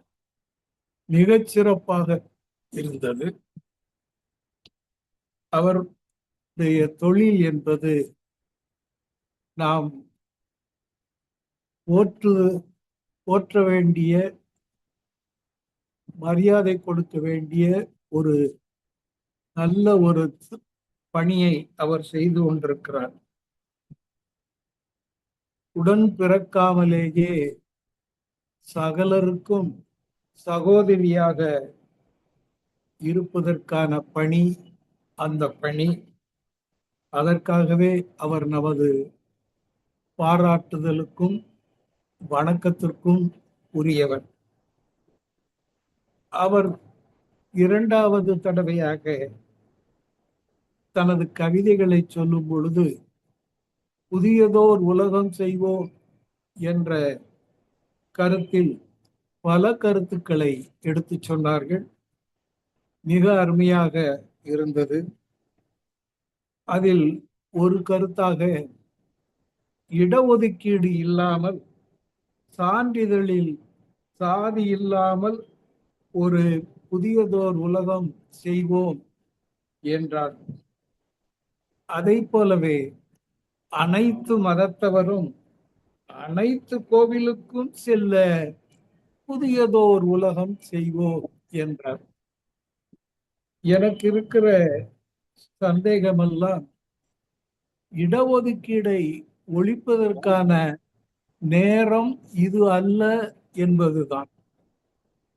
சகோதரி இடஒதுக்கீடு பற்றி என்ன கருத்து கொண்டிருக்கிறார் என்பது எனக்கு தெரியாது. ஆனால் ஒன்றை மட்டும் சொல்லிக் கொள்வேன். இடஒதுக்கீடு என்று இருப்பதே ஜாதிகளற்ற ஒரு சமுதாயத்தை ஏற்ற தாழ்வற்ற, உயர்ந்த ஜாதி தாழ்ந்த ஜாதி என்ற அவலம் இல்லாமல் இருப்பதற்காகத்தான் இடஒதுக்கீடு வழங்கப்பட்டு வருகிறது என்கிற உண்மையை சகோதரி உணர்ந்திருக்கிறாரா இல்லையா என்பது எனக்கு தெரியாது. அதை போலவே அனைத்து மதத்தவரும் அனைத்து கோவிலுக்கும் செல்ல புதியதோர் உலகம் செய்வோம் என்றார். நான் கேட்கிறேன், நீங்கள் இந்து மதத்தவராக இருப்பீர்கள் என்று நினைக்கிறேன். நீங்கள் அனைத்து மத வழிபாட்டு தலங்களுக்கும் போவது பின்னால் இருக்கட்டும். முதலில் இந்து மத கோவிலில் இந்து உள்ளே சென்று வழிபட வாய்ப்பு இப்பொழுது இருக்கிறதா என்கிற கேள்வியை நீங்கள் உங்கள் மனதிற்குள் கேட்டு பாருங்கள். ஒரு இந்து கோவிலுக்குள் செல்ல முடியவில்லை. தன் விருப்பம் போல் தன் மொழியில் தான் வணங்கும் கடவுளை அவன் வழிபட முடியவில்லை. அது உச்ச நீதிமன்றத்திற்கு சென்றாலும் அதற்கு ஏராளமான இடையூறுகள் வந்து கொண்டுதான் இருக்கின்றன. முதலில் நமது மதம், அதாவது நான் இந்து மதம் என்று நினைத்து கொண்டு சொல்லுகிறேன். இந்து மதத்தில் முதலில் சீர்திருத்தத்தை செய்துவிட்டு இந்து மதத்தில் உள்ள அனைத்து மக்களும் அனைத்து பக்தர்களும் அவர்களுடைய கடவுளை அருகில் சென்று வழிபடவும் அவரவர் மொழியிலே வழிபடவும் வாய்ப்பு இருக்கிறதா என்பதை சிந்தித்து அந்த வாய்ப்பை முதலில் ஏற்படுத்திவிட்டு அடுத்த மத வழிபாட்டு தலங்களுக்கு செல்வது பற்றி நாம் யோசிப்போம். சில கோஷங்கள் கவர்ச்சிகரமாக இருக்கும். ஆனால் அதன் பின்னாடி மிக பயங்கரமான இந்த தமிழ் இனத்தை, தாழ்த்தப்பட்ட பிற்படுத்தப்பட்ட மக்களின் எதிர்காலத்தை அழிக்கின்ற வகையாக சில கவர்ச்சியான கோஷங்கள் வந்து கொண்டிருக்கின்றன. அதில் நாம் எச்சரிக்கையாக இருக்க வேண்டும் என்று அன்போடு சகோதரியை கேட்டுக்கொள்கிறேன். அடுத்து அவர் சொன்னார், சிற்பியாக போகிறாயா சிலையாக போகிறாயா, முடிவு உங்கள் கையில் என்று சொன்னார். அவர் கவிஞர், அந்த கவிதையை சொல்லிவிட்டார். சகோதரிக்கு ஒரு தகவலை சொல்லுகிறேன். நானும் கவிதை எழுதி நூல் வடிவில் எனது கவிதைகளை தந்திருக்கிறேன். அதில் ஒரு கவிதையின் தலைப்பு முடிவு உங்கள் கையில். நீங்கள் பெண்களை பார்த்து முடிவு உங்கள் கையில் என்றீர்கள். காரணம் நீங்கள் பெண். நான் ஆண்களை பார்த்து முடிவு உங்கள் கையில் என்று நான் கவிதை எழுதினேன். காரணம், கவிதை எழுதிய நான் ஒரு ஆண். என்ன கவிதை என்று கேட்பீர்கள். இதோ நான் அந்த கவிதையை உங்களுக்கு படித்து காட்டுகிறேன். மங்கை ஒருத்தி தரும் சுகமும் எங்கள் மா தமிழுக்கு ஈடில்லைகான் என்று பாடிய புலவர்கள் மங்கை பற்றியே அதிகம் பாடியிருக்கிறார்கள். காரணம், மங்கை ஒரு மகா சக்தி, ஈர்ப்பு சக்தியும் தான். மங்கை ஒருத்தியிடம் மனதை கொடுத்து பாருங்கள், மற்றவர்கள் எல்லாம் சகோதரிகளே. மங்கை ஒருத்தியிடம் மனதை கொடுத்து பாருங்கள், மற்றவர்கள் எல்லாம் சகோதரிகளே. மங்கையிடம் அடிமையாகி பாருங்கள், அரசனாவீர்கள். மங்கையிடம் அடிமையாகி பாருங்கள், அரசனாவீர்கள். மங்கையை அடிமையாக்கி பார்த்தால், மங்கையை அடிமையாக்கி பாருங்கள், ஆண்டியாவீர்கள். மங்கையை அடிமையாக்கி பாருங்கள், ஆண்டியாவீர்கள். ஆண்டியா அரசனா, முடிவு உங்கள் கையில் என்று நான் அந்த கவிதையிலே கூறியிருக்கிறேன். எனவே சகோதரி அவர்களுக்கு சொல்லிக் கொள்கிறேன், உங்கள் பார்வையும் என்னுடைய பார்வையும் ஒரே திசை நோக்கித்தான் செல்கின்றன என்கிற அந்த நிலைப்பாட்டில் உங்கள் மீது அளவில்லாத ஒரு அன்பும் பாசமும் எங்களுக்கு உருவாகிறது என்று சொல்லி, அடிக்கடி இந்த பேரவையில் வந்து உங்கள் கவிதை மலர்களை தொடுங்கள் என்று சொல்லி உங்களை வாயார மனதார வாழ்த்துகிறேன், பாராட்டுகிறேன். வாய்ப்புக்கு நன்றி, வணக்கம். சிறப்பாக வாழ்த்துறை வழங்கி நிகழ்ச்சி நடராசன் அவர்களுக்கு அடுத்த வாழ்த்துறை வழங்குவதற்கு திருக்குறள் காமராஜ் அவர்கள் அன்புடன் அழைக்கிறோம். தொடர்ந்து தேனில் இருக்குமாறு டெல்லி பிரம்மநாயகம் ஐயா அவர்களை அன்புடன் கேட்டுக்கொள்கிறோம். சிறை காக்கும் காப்பு எவன் செய்யும் மகளிர் நிறை காக்கும் காப்பிட்டனர். நம்ம முப்பாட்டன் வள்ளுவன் அவர்கள் ஒரு பெண்ணுக்கு நிறை மட்டும்தான் காப்பு என்கிற ஒரு பெரிய சத்தத்தை அங்கே ஏற்றிருக்கிறார்கள். 2224வது நாளில் இன்றைய சிறப்பழைப்பாளர் கவிஞர் பா சுஜிதா அவர்கள் பார்த்தீங்கன்னா அறுவை சிகிச்சை, அதாவது அறுவை அரங்க செவிலியர். நேரமே இருக்காது. நான் தான் அவங்க கிட்ட பேசும்போது சொன்னேன், அம்மா உங்களுக்கு எப்படிமா நேரம் இருக்கும் அப்படின்னு சொல்லி சொன்னேன். ஐயா இல்லைங்க, இன்னைக்கு விடுமுறை தான், நான் வந்துடுறேன். உண்மையிலேயே அவங்கள பாராட்ட வேண்டியது. ஏன்னு கேட்டீங்கன்னா, அவங்க பேச்சாளர் இல்லை. பேசும்போது சொன்னாங்க, நான் வந்து நர்ஸாக இருக்கிறேன், செவிலியராக இருக்கிறேன், தமிழில் சொல்றாங்க. ஆனால் அவங்களுடைய அனுபவத்தை பார்த்து என்று சொன்னால் மிகப்பெரிய வியப்புக்குள்ளாகி போனேன் நான். பார்த்தீங்கன்னா 25க்கும் மேற்பட்ட விருதுகள், அதுல சொற்சுடர் விருது, திருக்கவி விருது, குறிஞ்சிக்கவி விருது, சிங்கப்பெண் விருது, சேவை சுடர் விருது, சுடர் ஒளி விருது, சிறந்த செவிலியருக்கான விருது, சேவை செம்மல் விருது, இப்படி தான் வேலை செய்கிற அந்த டிபார்ட்மெண்ட்ல அவங்க பாருங்க, அந்த எப்படி அந்த நிறுவனத்துல வந்து ஒரு பெரிய அதுக்குண்டான விருதை எல்லாம் வாங்கியிருக்கிறார்கள். அது போல நீங்க பாத்தீங்கன்னா கவிதையாகவே தன்னுடைய உரையை அமைத்து கொண்டு மிக சிறப்பாக பேசியிருக்கிறார்கள் சுஜிதா அவர்கள்.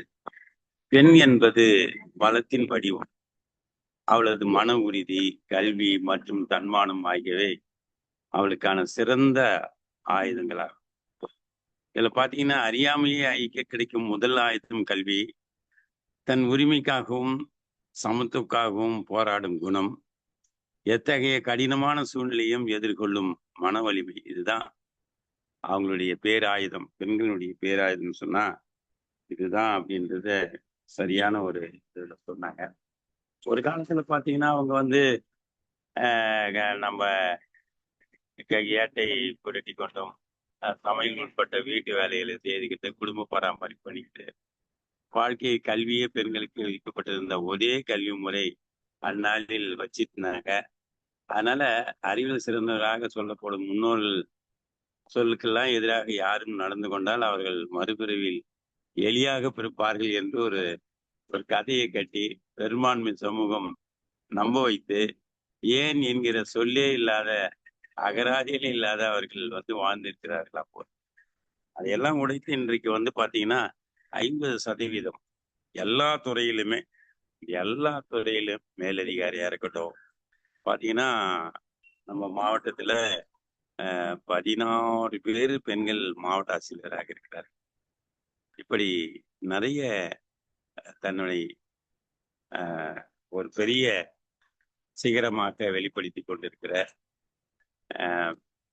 பெண்கள் எல்லாம் இன்னைக்கு இருக்கிறாங்கன்னு சொல்லி அவங்கதான் அடுத்த தலைமுறையை வழிகாட்டக்கூடியவர்களாகவும் இருக்கிறார்கள் என்பதை சொல்லி கிடைத்த வாய்ப்புக்கு நன்றி பாராட்டி நிறைவு செய்கிறேன். நன்றி, வணக்கம், வாழ்த்துக்கள்.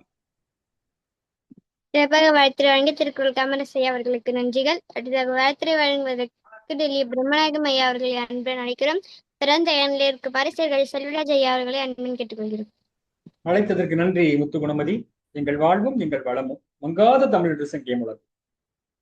இன்றைய சிறப்பு அழைப்பாளர் கவிதாயினி. நல்ல ஒரு தலைப்பு, மிகப்பெரிய தலைப்பு, பெண் எனும் பேராயுதம் என்ற தலைப்பில் இந்த நிகழ்த்தப்பட்ட சிறப்பான சொற்பொழிவு பெண்ணினுடைய பெருமையும் ஆற்றலையும் அறிவையும் ஆளுமையும் நம் கண்முன்னே அழகாக எடுத்துரைத்தது. பெண் என்பவள் ஒரு குடும்பத்தின் அங்கம் மட்டுமல்ல, ஒரு குடும்பத்தினுடைய ஆணிவேர்.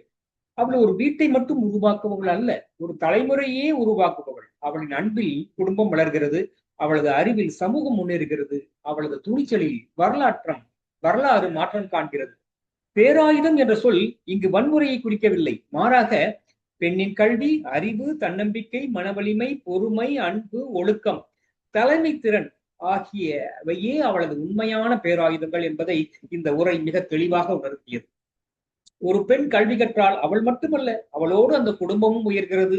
ஒரு பெண் விழிப்பு உணர்வு பெற்றால் அந்த தலைமுறையே விழிப்படைகிறது என்ற ஒரு பெண் தன்னம்பிக்கையுடன் எழுந்திருக்கும் பொழுது அவளை சுற்றி உள்ள பல பெண்களும் அந்த நம்பிக்கையின் ஒளியாகிறது. நம் இலக்கிய மரபும் பெண்ணின் பெருமையை போற்றியே வந்துள்ளது. கண்ணகியின் கற்பும் நீதி உணர்வும், மணிமேகலையின் கருணையும், ஔவையின் அறிவும், வேலுநாச்சாரியின் வீரமும், பாரதியின் புதுமை பெண் கனவும் பெண்ணின் பல்வேறு ஆற்றல்களை நமக்கு எடுத்து காட்டுகின்றன. பெண்ணை மதிப்பது என்பது ஒரு தனிப்பட்ட மனிதரை மதிப்பது மட்டுமல்ல, ஒரு குடும்பத்தை மதிப்பது, ஒரு சமூகத்தை மதிப்பது, ஒரு தலைமுறையின் எதிர்காலத்தை மதிப்பது ஆகும். இன்றைய சொற்பொழிவுக்கு நமக்கு ஒரு மிகப்பெரிய உண்மையை உணர்த்தியுள்ளது.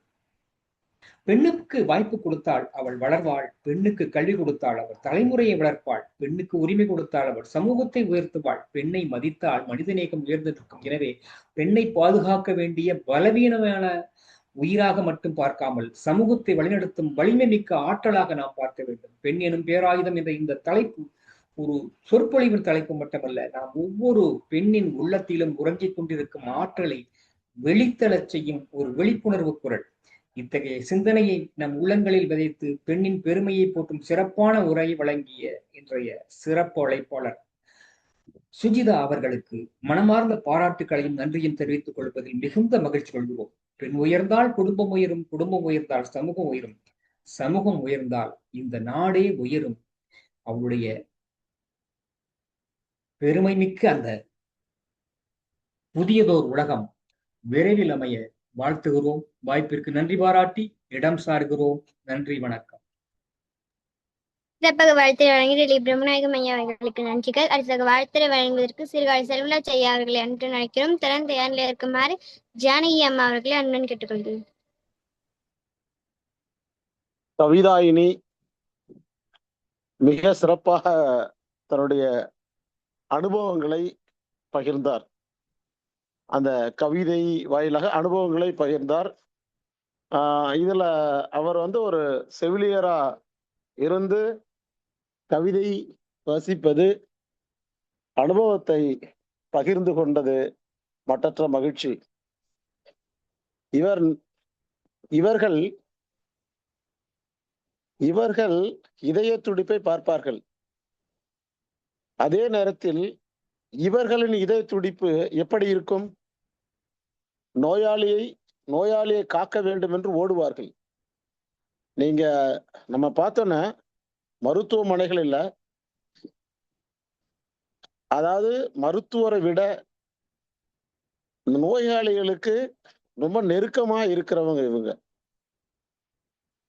அந்த நோயாளிகளுடைய உணர்வுகளை புரிந்தவர்கள் இவர்கள். நோயாளி எல்லாம் நம்ம வந்து இந்த இருக்கைகள் இருக்கிற நோயாளி எல்லாம் பார்த்திருக்கோம். அங்க போகும்போது இந்த செவிலியர்கள் செய்கின்ற பணி இருக்கிறது, வேற சொந்த உறவுகள் செய்ய மாட்டாங்க. சொந்த உறவுகள் வந்து செய்யறது கடினம். செய்யாம என்ன பண்ணாங்க, சில அது வந்து நம்ம மருத்துவமனை, அதாவது மருத்துவ வசதிகள் உள்ள அந்த நிலையங்களுக்கு அனுப்புவார்கள். ஹோம்னு சொல்லுவோம். அந்த அந்த மருத்துவ வசதி இருக்கிற இடத்துல சில பெற்றோர்களை பார்க்க முடியாது என்ற காரணத்தினால் தங்களுடைய பெற்றோர்களை, முதியோர்களை அங்க அனுப்புவார்கள். அந்த நான் அடிக்கடி போயிட்டு வர்றது உண்டு.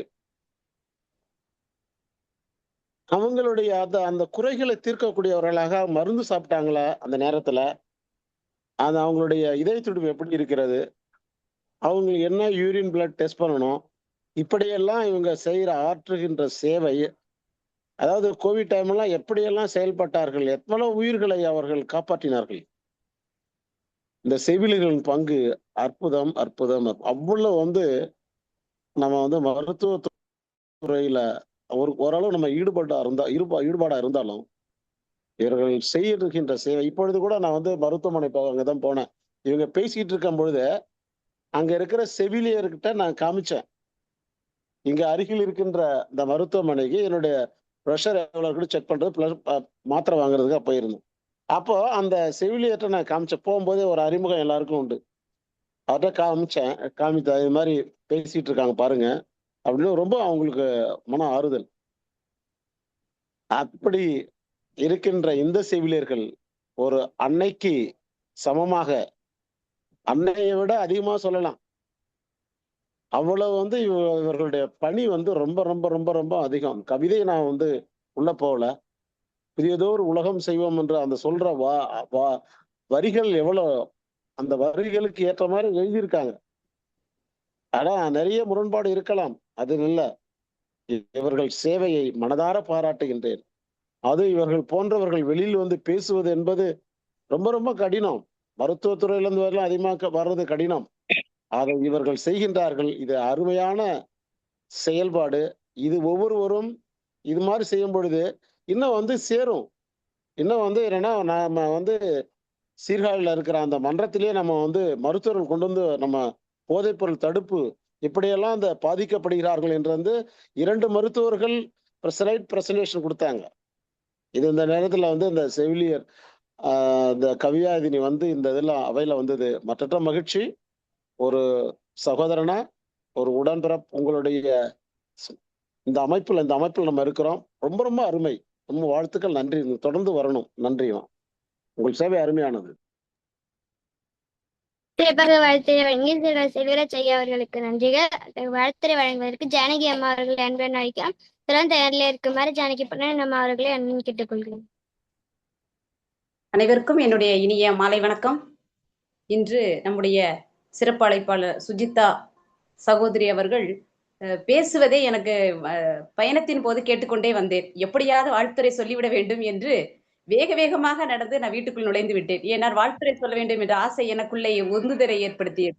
அவர்கள் முடிக்கவும் நான் வீட்டுக்குள்ள வர்றதுக்கும் சரியா இருந்துச்சு. அம்மா அவர்களுக்கு என்னுடைய மனமார்ந்த வாழ்த்துக்களையும் பாராட்டுகளையும் தெரிவித்துக் கொள்கிறேன். அதாவது பெண் எனும் பேராயுதம். சுஜிதா அவர்களின் கவிதை எழுத்துக்கள் அவர் சமூகத்தின் விதைகளாக எழுந்து சாதியில்லா விருட்சங்களை உருவாக்கும். அதற்காக அவர் கையில் எடுத்த ஆயுதம்தான் இந்த கவிதை எனும் பேராயுதம். அடுப்போதும் பெண் என்று நினைத்தாயோ, அவள் அவனிலும் சமைப்பாள், ஆகாய விமானத்தையும் ஓட்டுவாள். தரையில் கோலம் போடவும் தெரியும், கோல் விட்டு கோல் பயணிக்கவும் தெரியும். இன்று நான் என்னுடைய வகுப்பறையில் எழுதி வைத்த வசனம் என்ன தெரியுமா?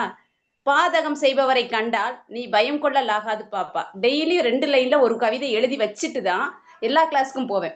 திரும்ப சாயங்காலம் வரும்போது அதை அடிக்கிறதுக்கு எனக்கு மனசு வராது. அடுத்த நாள் புதுசா ஒண்ணு ரெடி பண்ணணும் அப்படின்னு சொல்லிட்டு அடுத்த நாள் காலையில போய் எழுதுவேன். இன்னைக்கு எழுதுன அந்த 2 லைனுக்கும் இன்னைக்கு இந்த அம்மா பேசுனதுக்கும் ரொம்ப ரொம்ப ஒற்றுமை இருந்தது. திரும்பவும் சொல்லும் அது பிள்ளைங்கிட்ட ஒவ்வொரு வேலையும் செய்யும். பாதகம் செய்பவரை கண்டால் நாம் பயங்கொள்ளலாகாது பாப்பா அப்படின்ற வார்த்தை. அவர்கள் சொன்ன கவிதையில எனக்கு பிடிச்சிருந்த விஷயம் என்னன்னா, நானும் இந்த ஒரு கவிதை என்னுடைய புத்தகத்துல எழுதியிருக்கிறேன். என்னுடைய உலகம் அப்படின்ற தலைப்பு வச்சிருக்கேன். பிறப்பால் உயர்வு இல்லை, பிறப்பால் தாழ்வு இல்லை, மனிதம் என்ற ஒன்றே பேரின் மாற்றமில்லாத உலகம். இந்த வார்த்தை நான் கொஞ்சம் தமிழ் சார்ந்து போறதுனால எனக்கு இப்பெல்லாம் எழுத முடியுது. இல்லைன்னா நான் நடைமுறையில மட்டும்தான் இப்ப பேசிட்டு இருப்பேன். சாதியின் சுவர்கள் சரிந்திட, சமத்துவத்தின் விதைகள் முளைத்திட, அன்பும் மரமும் கைகோர்த்து அமைதியின் பாதை விரிந்திட, நிறம் வேறு மொழி வேறு, நிறம் வேறு மொழி வேறு, நெஞ்சம் மட்டும் ஒன்றே, மனிதநேயம் மலரும் நாளே மகிழ்ச்சி நிறைந்த பொன்னாள். கைகள் இணைந்தால் சமூகம், கைகள் இணைந்தால் சமூகமே, கண்கள் திறந்தால் விழிப்புணர்வே, ஜாதியில்லா சமுதாயம் சரித்திரத்தில் படைக்கும் புது உலகமே.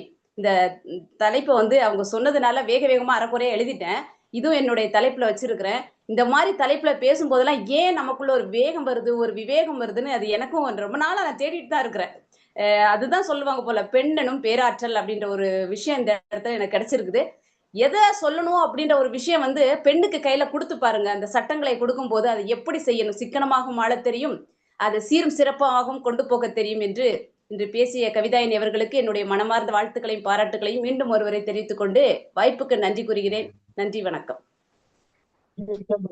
வாழ்த்துறை வழங்கி ஜானகி அம்மா அவர்களுக்கு நன்றிகள். அடுத்த வாழ்த்துறை வழங்குவதற்கு ஜானகி பொன்னன் அம்மா அவர்களை அன்புடன் அழைக்கிறோம். திறந்த எண்ணில் இருக்குமாறு கோப்பெரின் ஐயா அவர்களை அன்புடன் கேட்டுக்கொள்கிறோம்.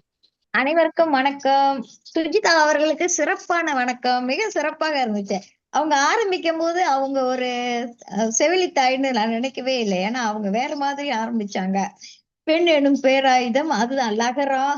அந்த தமிழ் எப்படி பேசுவது, தமிழில் பேசுவது அவமானம் அல்ல. அப்படி சரியா பேசலைன்னா கருத்தை நிறுத்துவது போல்னு சொல்லும் போது இவங்க தமிழை பத்தி தான் பேச போறாங்கன்னு நினைச்சேன்.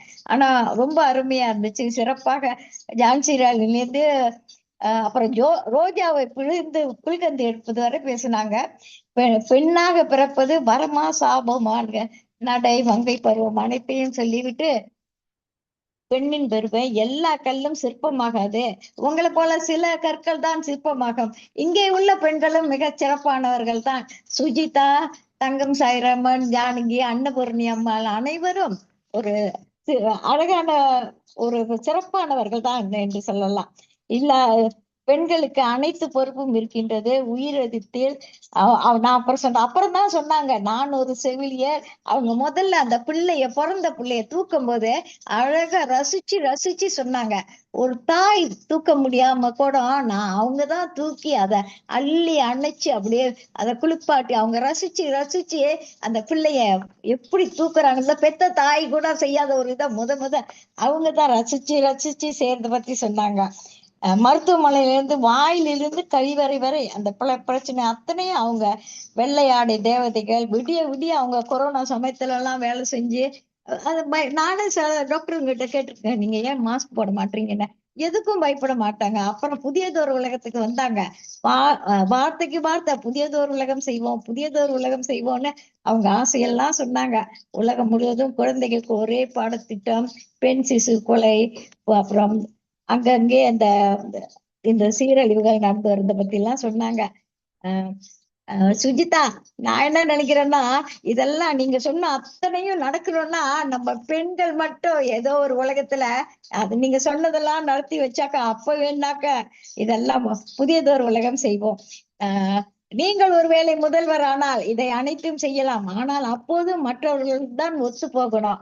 நம்ம தனியா எதையுமே சாதிக்க முடியாது. தமிழக நண்டு கதை இருக்குல்ல, ஒரு சாண் ஏறினா ஒரு சாண் இழுக்கிறாங்கன்னு, அந்த மாதிரி ஆகிறோம். பெற்றோரை பார்க்க முடியாமல் வெறுத்ததுக்கும் பிள்ளைகளை விட இந்த செவிலி தாய்கள் பாருங்க, இறைவனுக்கு மேலானவர்கள் என்றுதான் நான் சொல்லுவேன். எந்த நிலைமையிலும் ஒருத்தரை பாக்குறதுக்கு முகத்தை கூட நானும் பார்த்திருக்கேன். எங்க அண்ணன் எல்லாம் இருக்கும்போது முகத்தை கூட சுளிக்காம அந்த அளவுக்கு அவங்க ஒரு அந்த சேவை மனப்பான்மையோட செய்வாங்க. அவங்க அதை சம்பளத்துக்காக செய்ய மாட்டாங்க. அது ஒரு சேவைக்காக அவங்க ரொம்ப அருமையா செய்வாங்க. அவங்க சிறு துளி தான் சொல்லியிருக்காங்க. இப்படி ஒரு புதியதோர் உலகம் உங்கள் மனசுல இருக்கும்போது நிச்சயம் அருமை அருமை, மிகவும் சிறப்பானவர். பாராட்டுக்கள், வாழ்த்துக்கள் சுஜிதா. சொல்லுங்க ஐயா. ஐயா சொல்லுங்க ஐயா. சரிங்க சரிங்க ஐயா. நன்றிகள். அடுத்த வாழ்த்துரை வழங்குவதற்கு ஓகே ஓகேங்க ஐயா. பெரியன் ஐயா அவர்கள் அன்பன் அழைக்கிறோம். தயாரிலே இருக்குமாறு அன்பன் கேட்டுக்கொள்கிறோம். இணைப்பில் இணைந்திருக்கின்ற அனைவருக்கும் வணக்கம். இன்றைக்கு செவிலியர் சுஜிதா அவர்கள் அருமையான கவிதையினை வாசித்தார்கள். கவிதை மட்டுமே நிகழ்கின்ற நிகழ்வு இதுதான். இடையில கவிதையை சொல்லி ஒரே நடையாக பேசுவது வழக்கம். ஆனா அம்மையார் அவர்கள் மிக அருமையாக கவிஞர் என்பதை காட்டினார்கள். ஒரு நர்ஸு தொழில இருக்கிறவங்க, செவிலியர் தொழில இருக்கிறவங்க கவிதை பாடுறாங்கன்னா அது ஒரு புதுமையானது. இப்ப தமிழாசிரியர் கவிதை பாடுறதுக்கு சிறப்பு கிடையாது. ஆனா ஒரு செவிலியரா இருக்கிறவங்க தமிழின் பேர் கொண்ட ஆர்வத்தினால இந்த பாரதிதாசனுடைய வரியை மிக அருமையா எடுத்திருக்காங்க. அந்த வரி தான் முக்கியமானது. அதாவது புதியதோர் உலகம் செய்வோம், கெட்ட போரினை வேறுடும் சாய்ப்போம்னு பாரதிதாசன் சொன்னார். ஆகவே புதியதோர் உலகம் செய்வோம்னு சொல்லிட்டு அவங்க மனசுல என்னென்ன நினைச்சிருந்தாங்களோ எல்லாத்தையும் வரிசையா நிரல்பட சிறந்த கவிதையை படிச்சாங்க. அது மிக மகிழ்ச்சிக்குரியது. இந்த குழந்தையை ஏந்துகின்ற பொழுது தாய் ஏந்துவதற்கு முன்னே குழந்தையை நாங்கள் ஏந்துகிறோம்னு சொன்னபடி மங்கையராக பிறப்பதற்கே நல்ல மாதவம் செய்திட வேண்டுமாம்மா. பெண்ணா பிறக்கிறதுக்கு தவம் செய்தாதான் பெண்ணா பிறக்க முடியும். ஆண்டவராக பிறக்கிறதுக்கு ஒன்றும் கவலை இல்லை. ஆனா பெண்ணா பிறந்தாதான் இந்த சமுதாயத்தை சீர்திருத்துவர் அவர் தான்.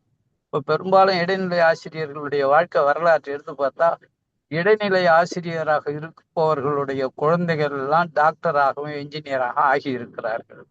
ஆகவே அந்த குழந்தைகளை நல்ல கல்வியை கொடுக்கின்றவர்கள் பெண்கள் தான் என்று ஆராய்ச்சியாளர்கள் சொல்வது உண்மை.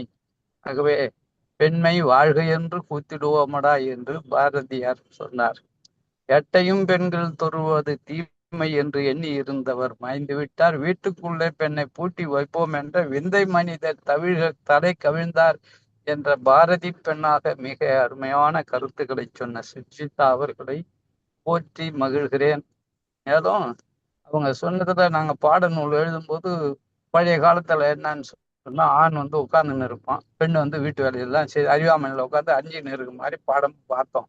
இப்போ எல்லாம் மாற்றி ஆண்கள் உட்காருவதை விட பெண்கள் உட்கார்ந்து கொண்டு ஆடவர்கள் வேலை செய்கின்ற நிலையில பாடநூல்களிலே திட்டத்தை வகுத்திருக்கிறோம். எல்லாம் பார்த்தீங்கன்னா பாடநூல்ல எல்லா பாடத்தையும் எடுத்து அந்த பாடத்துல பெண்களை பற்றி குறிப்பா சிறப்பா இருக்கிறதான்னு ஆய்வு செய்த பிறகுதான் அந்த பாடநூலை வெளியே வரும். அப்படி கொண்டு வந்திருக்கா பெண்களுக்கு முக்கியத்துவம், கல்வி முக்கியம், இதெல்லாம் உணர்ந்து இன்றைக்கு மருத்துவர்கள் தொழிலை சிறப்பாக செய்கிறார்கள் என்று சொன்னால் மகளிர் தான். செவிலியர் சிறப்பாக இருந்தால் இந்த நாடு முன்னேறும் என்பதற்கு சுஜிதா ஒரு எடுத்துக்காட்டு என்று சொல்லி எனக்கு இந்த நல்ல நேரத்திலே நல் வாய்ப்பு நல்கிய அனைவருக்கும் வணக்கத்தை சொல்லி செல்வி குணமதி மிக அருமையா இணைப்புரை சொல்றாங்க. பெரியவர்கள் கூட இப்படி இணைப்புரை சொல்வார்களா என்பது சந்தேகம். ஏன்னா அவ்வளவு நல்ல தூய தமிழ்ல அனைவரையும் விளைத்து, அதுவும் ஒரு குறிப்பிட்டு ஜானகி, அடுத்தது ஜானகி பொன்னன், இப்படி பெயரிட்டு அழைப்பதும் ஒரு வரிசை முறைப்படி அழைக்கிறார். ஐயா நீதியரசர், அதற்கு பிறகு நம்முடைய திருக்குறள் காமராஜ், அதற்கு பிறகு டில்லி பிரம்மநாயகம், இப்படியா வரிசை அமைத்து மிக சிறப்பாக செய்கின்ற அந்த திருக்குறள் செல்வி குணமதியை பாராட்டி அனைவருக்கும் வணக்கத்தை சொல்லி நிறைவு செய்கிறேன். நன்றி, வணக்கம், வாழ்த்துகள். சிறப்பாக வாழ்த்துறை வழங்கி கோப்பேரன் ஐயா அவர்களுக்கு நன்றிகள். அடுத்த வாழ்த்துறை வழங்குவதற்கு கவிஞர் சேமிமால் அம்மா அவர்களை அன்பன் அழைக்கிறோம். திறந்த இருக்குமாறு அண்ணாமலை சம்பத்குமார் ஐயா அவர்களை அன்பன் கேட்டுக்கொள்கிறோம். நாளைக்கு போத்தாவில சார், நாளைக்கு புரிவு கற்றுச்சாங்க. அழைத்ததுக்கு நன்றி. அனைவருக்கும் வணக்கம். பாருங்க நீங்க ஒண்ணு செவிலி தாய் அந்த கவிதை ரொம்ப நல்லா இருந்தது. அவங்க சொன்னது அவங்க என்னென்ன அனுபவத்துல அவங்க உணர்ந்தாங்களோ அதை அப்படியே கவிதை நடையில கொடுத்திருக்காங்க. ஐயா சொன்ன மாதிரி செவிலியரா இருக்கிறவங்களுக்கு நேரமே இருக்காது. அதுல தமிழ் ஆர்வத்தின் மிகுதியா என்ன பண்றாங்க, நிறைய செய்யுள் கவிதைகள் வந்து உட்கார்ந்து எழுத நேரம் இருக்காதுன்னு நினைக்கிறேன். அவங்க மனசுல அப்படியே கவிதை ஓடிட்டே இருக்கும் போல இருக்கு. அந்தந்த டைம் போடுற அப்பப்ப அப்படியே எழுதி வச்சிருப்பாங்க. ஏன்னா நான் ஆசிரியா இருக்கிறோம், சொன்ன மாதிரி தமிழ் ஆசிரியா இருந்து ஆசிரியரா இருந்தாலே எங்களுக்கு கவிதை எழுதுறதுக்கு அது நேரம் இல்லைன்றதை விட அந்த கவிதை எழுத எனக்கு வரல. ஆனா இந்த மாதிரி கவிதை எழுதுற ஒரு செவிலி தாய் வந்து ரொம்ப சிறப்பு தான். ஆனா இவங்க வந்து நோயாளி கூடவும் அப்படியே இருந்து நம்ம மனசுல இருக்கிற நோயும் நிக்கிற மாதிரி ஒரு கவிதை கொடுத்தாங்க இல்லையா, அது ரொம்ப சிறப்பு. அதுக்கப்புறமா என்ன, புதியதோர் உலகம் செய்ய ஆசைப்பட்டாங்க நடக்கிறது கூட ஆண்களுக்கு சமமா பெண்களுக்கும் நீங்க உரிமை கொடுங்க அப்படின்னு கேட்டது நிஜமாவே ரொம்ப வியப்புக்குரியதா இருந்தது. ஆனா இதெல்லாம் நடைமுறையில வருமா வரலையா அப்படின்றது இல்ல. ஏன்னா அப்ப வந்து ஒருத்தர் யாரு பழைய நடிகர் ஒருத்தர் சுவிட்ச் போட்டா டக்குன்னு காத்து வரணும், இட்லி தோசை எல்லாம் உடனே வரணும் அப்படின்னு சொல்லிட்டு எல்லாம் அப்ப கிடையாது. கிருஷ்ணன் அவருன்னு நினைக்கிறேன். அவரு நடந்து அந்த மாதிரி இப்போ நம்ம அவங்களுக்கு நமக்கு பின்னாடி வர சந்ததி அதை அனுபவிப்பாங்கன்னு நான் நினைக்கிறேன். அதனால உங்க உரை ரொம்ப அருமையா இருந்ததுமா. நன்றி.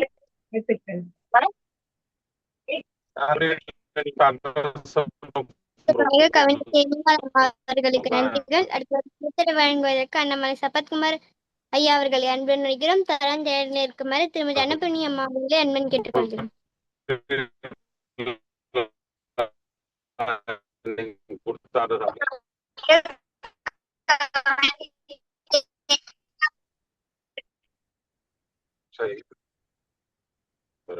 சம்பத்குமார் ஐயா.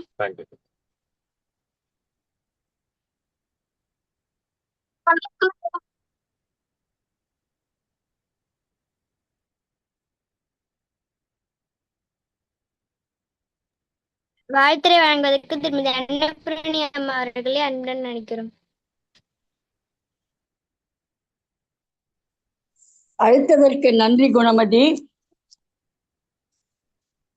இன்று நம்முடைய சிறப்பு அழைப்பாளர் சுஜிதா அம்மா அவர்களுக்கு முதற்கண் என்னுடைய வணக்கம். சான்றோர் பெருமக்களுக்கும் குழந்தைகளுக்கும் என்னுடைய வணக்கங்கள். அதாவது இன்னைக்கு தலைப்பு என்னன்னா, பெண் என்னும் பேராயுதம். ரொம்ப அதாவது பெண்ணை பற்றி அவங்க ஆரம்பிச்ச இதுவே நல்லா இருந்தது. முதல்ல தமிழ் மொழியை பற்றி வாழ்த்து சொன்னாங்க. செந்தமிழ் தாயை போற்றி வணங்கி அவங்க வந்து செம்மையான மொழியில வந்து மொழி வந்து தமிழ் மொழிதான்ங்கிறத அழகா முதல்ல சொன்னாங்க. நெஞ்சை நிமிர்த்தி தமிழை பேசுவோம் கண்டிப்பா அப்படின்னாங்க. மங்கையராக பிறந்ததைக்கு மாதவம் செய்ய மாதிரி பாரதியாருடைய பாடலை எடுத்து ரொம்ப அருமையா பேச ஆரம்பிச்சாங்க.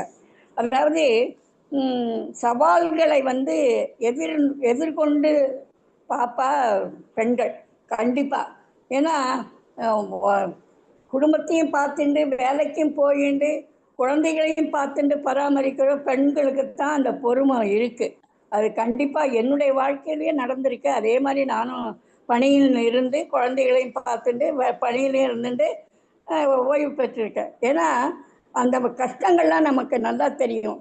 அந்த பெண்கள் வந்து எவ்வளோ இதுவாக தன்னையும் செதுக்கிண்டு, அதாவது மற்றவங்களை குடும்பத்தையும் பார்த்துட்டு அவருடைய வீரம் வந்து ரொம்ப போற்றக்கூடியது. அதாவது தன்னம்பிக்கை வேணும், குடும்பத்தை பார்க்க அந்த தன்னம்பிக்கை வேணும். அந்த காலத்திலேயே பெண்பால் புலவர்கள்லாம் வந்து எப்படி இருந்தாங்கங்கிறத அழகா அரசியல்லே எப்படி இருந்தாங்கங்கிறத அழகா எடுத்து சொன்னாங்க. அப்புறம் வேலு நாச்சியார், ராணி லக்ஷ்மி பாய், அப்புறம் உஷா மேக்தா, இந்த மாதிரிலாம் நிறைய ஒரு பெண்களோட இதெல்லாம் எடுத்து அழகா உதாரணங்களோட அவங்க சொன்னாங்க. இதுதான் வந்து அவருடைய தனித்துவம் நல்லா தெரியுது. அவ்வளோ அருமையா ஒவ்வொருத்தரும் அந்த காலத்துல எப்படியெல்லாம் இருந்திருக்காங்கன்னு சொன்னாங்க. மார்ச் மகளிர் தினத்தை பற்றி எப்படி வந்தது, அது என்ன எதுக்காக கொண்டாடினாங்கங்கிறதையும் அழகா சொன்னாங்க. அப்புறம் பேச்சால் வந்து அனைவரையும் வசீகரிக்கிறது தான் பெண்ணு தான். அதை ஆட்சி செய்யும் முறையும் அவளுக்கு தெரியும். எப்போ எந்த இடத்துல பொறுமையா இருக்கணும், எந்த இடத்துல வீரமா பேசணுங்கிறது நல்லா தெரியும். அந்த மகளிர் தினம் வந்து ஒவ்வொரு வளர்ச்சி முறையை அழகாக எடுத்து கூறினாங்க. எப்படியெல்லாம் அது வளர்ந்தது அப்படிங்கிறத எடுத்து கூறினாங்க. வளர வளர பெண்கள் வந்து அந்த சிறு குழந்தையில இருந்து பெண்கள் வளர வளர ரொம்ப அடக்கி வச்சாங்க. வெளியில போகக்கூடாது, வாசல்ல போகக்கூடாது, அந்த மாதிரிலாம் இருந்த காலத்துல நம்ம இருந்திருக்கோம். பள்ளிக்கூடத்துக்கு வந்து படிக்கிறதுக்கே அவங்களை அனுப்ப மாட்டாங்க. திருவிழா இருக்குன்னா பள்ளிக்கூடத்துக்கு போகக்கூடாதுன்னுவாங்க. கூட யாரோ பேசுறாங்கம்மா. இன்வாய்ஸ் பில் இருக்குதுன்னு இன்வாய்ஸ் பில் அம்மா கேக்குறதா? யாரோ அன்மியூட் பண்ணி யாரோ பேசுறாங்க, அத மியூட் பண்ணல போட சொல்லுங்க. இவங்க எல்லாம் அங்க உள்ள ஒரு ஆள் இருப்பான அந்த மனுஷபுத்தர் சார் ரூம்ல தானே பசங்க இருக்காங்க, அந்த 3-4 பசங்க நிக்கிறாங்க. பெரியண்ணன் ஐயாவோட தான் பேசுறாங்க. இல்லையா கேக்குறேன், யாராவது கேக்குறேன். அந்த ரூம்ல அவர் ரூம் தான் இப்ப எடுத்துட்டாங்க. அவர்தான் இல்லையா இப்ப பொறுப்பு வந்து ரிசைன் பண்ணிட்டு ஒரு டிஎம்கே ஆட்சி மாறணும் ரிசைன் பண்ண சொல்லிட்டாங்க. ரிசைன் பண்ணிட்டாரு அவரு. அந்த ரூமை தான் இவங்க பயன்படுத்துறாங்க. ஐயா பெரியண்ணன் ஐயா, உங்க இத மைக் ஆஃப் பண்ணுங்க, கேட்க மாட்டேங்குது. வளர வளர பெண்களை வந்து அடக்கி வச்சாங்க. அதாவது பெண்கள் வந்து நம்ம வரமா சாபமா அப்படிங்கிற மாதிரி பேசும்போது அந்த விளக்கம் வந்து ரொம்ப அருமையா சொன்னாங்க. ஒவ்வொரு விளக்கத்தையும் வந்து மகாலட்சுமி, அதாவது பெண் குழந்தை பிறந்தா மகாலட்சுமி பிறந்திருக்கான்னு கொண்டாடுறாங்க. ஆனா அதே வந்து அந்த குழந்தைகளுக்கே சின்ன வயசுல இருந்து குட் டச்சு பேட் டச்சு சொல்லி கொடுக்கணும். யாராவது வந்து என்ன வச்சு இது பண்ணாலும் எதுக்காக தொடர்றாங்க நம்மளங்கிறது அந்த குழந்தைக்கு புரிய வைக்கணும் சிறு வயதிலேயே. ஏன்னா நான் வந்து சிறு வளரிளம் பெண்களுக்கெல்லாம் வகுப்பு எடுத்திருக்கேன் நான் என்னுடைய பணியில. அதனால எனக்கு ஒவ்வொன்றும் அந்த குழந்தைகளுக்கு எப்படி சொல்லி கொடுக்கணுங்கிறது நல்லா தெரியும். அதாவது அவங்க எப்படி இருப்பாங்கன்னா வீரத்துல, விவேகத்துல, அதுக்கப்புறம் வந்து எல்லாரையும் வந்து தன் பக்கம் இழுப்பாங்க. அதாவது தன்னுடைய செயல்களால அது வந்து தவற வந்து திருத்தறதுக்கு அவங்களுக்கு தன்னம்பிக்கை வேணும். அதாவது ஐயோ பேசினா இனிமேல் நினைப்பாங்களா அப்படின்லாம் நினைக்கக்கூடாது. தவறு செஞ்சா உடனே கண்டிக்கணும், அந்த தவறை எடுத்து சொல்லணும். அது முக்கியமா பெண்களுக்கு தேவை. அப்புறம் ஆண்கள் போல வந்து குடும்பத்தை பார்த்துக்கிறாங்க. ஆனா பெண்கள் வந்து வீட்டையும் பார்த்துட்டு வெளியிலையும் பார்த்துட்டு குடும்பத்தையும் எல்லாரையும் இது பண்ணி அலுவலகத்திலையும் பணிபுரிந்து எவ்வளவோ சோதனைகளை கடைபிடிக்கிறாங்க. அதாவது சோதனைகளை அனுபவிக்கிறாங்க. அதாவது அருமையாக ரொம்ப பேசினாங்க. அப்புறம் செவிலியரோட அந்த விளக்கம் வந்து அருமையா இருந்தது. செவிலியர் தாய் பற்றி அந்த கவிதை வந்து ரொம்ப அருமையா வாசித்தாங்க. அதாவது அவங்களுடைய உழைப்பெல்லாம் எப்படி இருக்கு, அதாவது பெத்த தாயை விட முதல்ல அவங்க தான் அந்த குழந்தைய இது பண்றாங்க. அப்புறம் செய்யும் தொழிலே தெய்வம் அப்படிங்கிற மாதிரி சேவை செய்யணும் அப்படின்னு சுஜிதா அம்மாவின் திறமை வந்து மிகவும் போற்றதற்குரியது. அம்மா அவர்களுக்கு என்னுடைய புதியதோர் உலகம் செய்வோம் அந்த கவிதை வந்து ரொம்ப அருமையா பேசி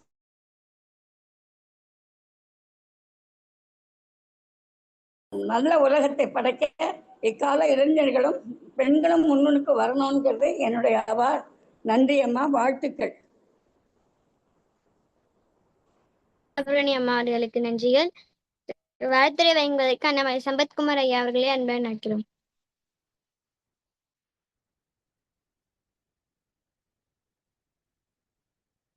சம்பத்குமார் ஐயா.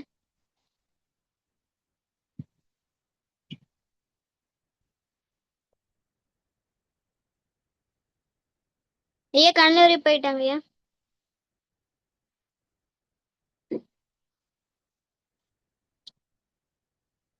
இந்நிகழ்வு காணல் என்பது இன்றைய சிறப்படைப்பாளர் அவர்களுக்கு மீண்டும் ஒருமுறை வழங்கும் வாய்ப்பாகும். இதில் தங்கள் நிகழ்ச்சியில் கலந்து கொண்டு உரையாற்றிய அனுபவத்தை பற்றியும் ஏதேனும் கருத்துக்கள் விடுபட்டிருந்த அந்த கருத்துக்களையும், மேலும் இந்த களம் சிறப்பாக நடைபெறுவதற்கு ஏதேனும் கருத்துக்கள் அந்த கருத்துக்களையும் வழங்க வருமாறு இன்றைய சிறப்படைப்பாளர் கவிஞர் சுஜிதா அம்மா அவர்கள் கலந்துடன் பேரவையின் சார்பாக அன்புடன் நினைக்கிறோம்.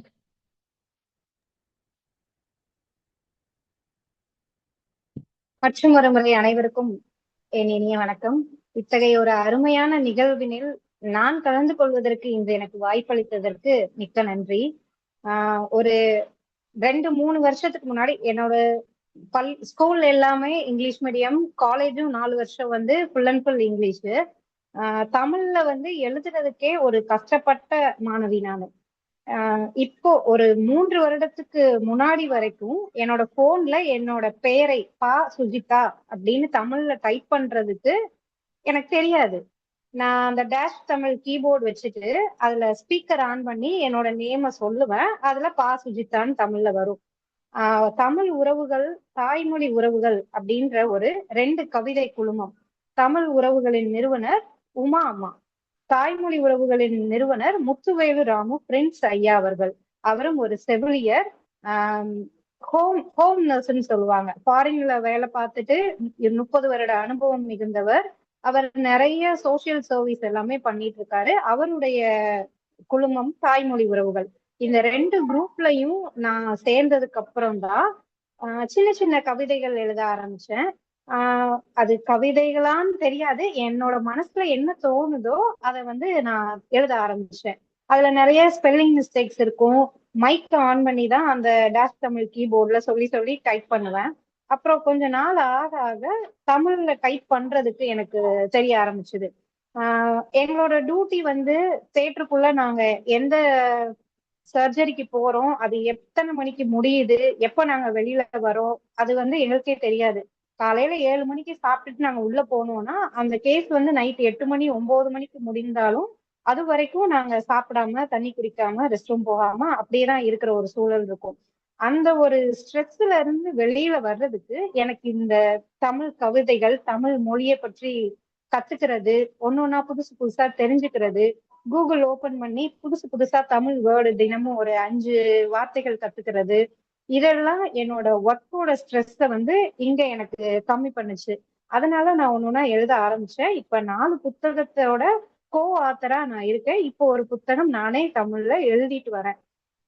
இப்படி வெறும் ஒரு களிமண்ணா இருந்த என்ன இந்த மாதிரியான தமிழ் குழுமங்கள், உங்களை போன்ற சான்றோர்கள், நீங்கள் கொடுக்கும் அந்த ஊக்கம், இவை அனைத்தும் என்ன ஒரு களிமண்ணை எடுத்து நீங்க எல்லாரும் செஞ்சு ஒரு பொம்மையா உட்கார வச்ச ஒரு சிறப்பு மதிப்பு உங்கள் அனைவரையுமே சேரும். நன்றி. இந்த வாய்ப்பு கொடுத்ததற்கு அனைவருக்கும் நன்றி. இந்த பாப்பாவை பார்க்கும்போது எனக்கு கொஞ்சம் பொறாமையாவே இருக்கு. இந்த வயசுல நான் இப்படி எல்லாம் உட்காந்து பயப்படாம உட்காந்து பேசுவேனான்னு கேட்டா முடியாது. மைக்க புடிச்சு பேச தெரியாது, கை நடுங்கும். ஆனா இந்த 3 வருஷத்துல தமிழை பேச ஆரம்பித்து, தமிழில் கவிதைகள் சொல்ல ஆரம்பித்ததுக்கு அப்புறம் 1000 பேர்கள் அடங்கிய ஒரு மேடையில் கூட நிகழ்ச்சியை தொகுத்து வழங்கக்கூடிய அந்த ஒரு வாய்ப்பு எனக்கு கிடைத்திருக்கிறது. இது எல்லாமே தமிழால், உங்களை போன்ற அனைத்து சான்றோர்களால். நன்றி.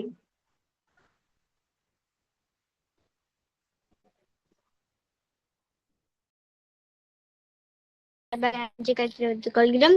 இத்துடன் 2ஆம் பகுதி நிறைவடைகிறது. 3ஆம் பகுதி நிகழ்வை தாரணி அவன் ஒப்படைக்கிறேன். நன்றி, வணக்கம். இன்றைய நிகழ்வு எண் 2724. இன்றைய சிறப்பழைப்பாளர் கவிஞர் சுஜிதா அம்மா அவர்களுக்கு கலந்துரையாடவும் பேரவையின் சார்பாக நன்றிகள் தெரிவித்துக் கொள்கிறோம். நிகழ்ச்சியின் தலைமை ஒருங்கிணைப்பாளர் மரியாதைக்குரிய தமிழ் இயக்குனர் கண்ணம்மாள் அம்மா அவர்களுக்கும், நிகழ்ச்சி முன்னாள் நாள் ஒருங்கிணைப்பாளர்களுக்கும், நிகழ்ச்சியில் கலந்து கொண்டு வாழ்த்துறை வழங்கிய அனைத்து சான்றோர்களுக்கும், குரலும் பொருளும் வழங்கிய சகோதர சகோதரிகளுக்கும், குரலும் பொருளும் வரலாற்று செய்திகள் வழங்கியவர்களுக்கும், இசைப்பாடலை வழங்கியவர்களுக்கும் வாழ்த்துக்களும் பாராட்டுகளும் நன்றிகளும். நிகழ்ச்சியினுடைய அழைப்பிதழ் பாராட்டு சான்றிதழை வடிவமைத்து தரும் சாமிலி அம்மா அவர்களுக்கும் நன்றிகள். கலந்துரையாடுவோம் பேரவை தமிழ்நாடு நடத்தும் பெண்கள் களம். நாளைய நிகழ்வு எண் 2725, 29/7/2026. அதிபன் திருவள்ளுவர் ஆண்டு 2057, கடகம் 13. நாளைய சிறப்பழைப்பாளர் கவிஞர் சபிதா குமார் அம்மா அவர்கள். தலைப்பு, அம்மா அவர்கள் எடுத்துக்கொண்ட தலைப்பு தமிழ் இயக்கத்தில் பெண்களின் பருவங்கள். மீண்டும் நாளை மாலை 5 மணிக்கு சந்திப்போம் என்ற நம்பிக்கையை வெளிப்படுத்துகிறோம். நன்றி, வணக்கம்.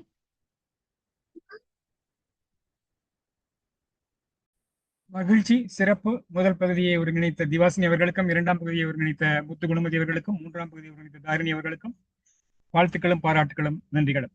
நம்முடைய சிறப்பு விருந்தினர் கவிஞர் பா சுஜிதா அவர்கள் பணியாற்றும் மருத்துவமனை இருக்கும் இடத்தின் பெயர் உயர்ந்த மைதானம், ஆங்கிலத்தில் ஹை கிரவுண்ட் என்று சொல்வார்கள் திருநெல்வேலியில்.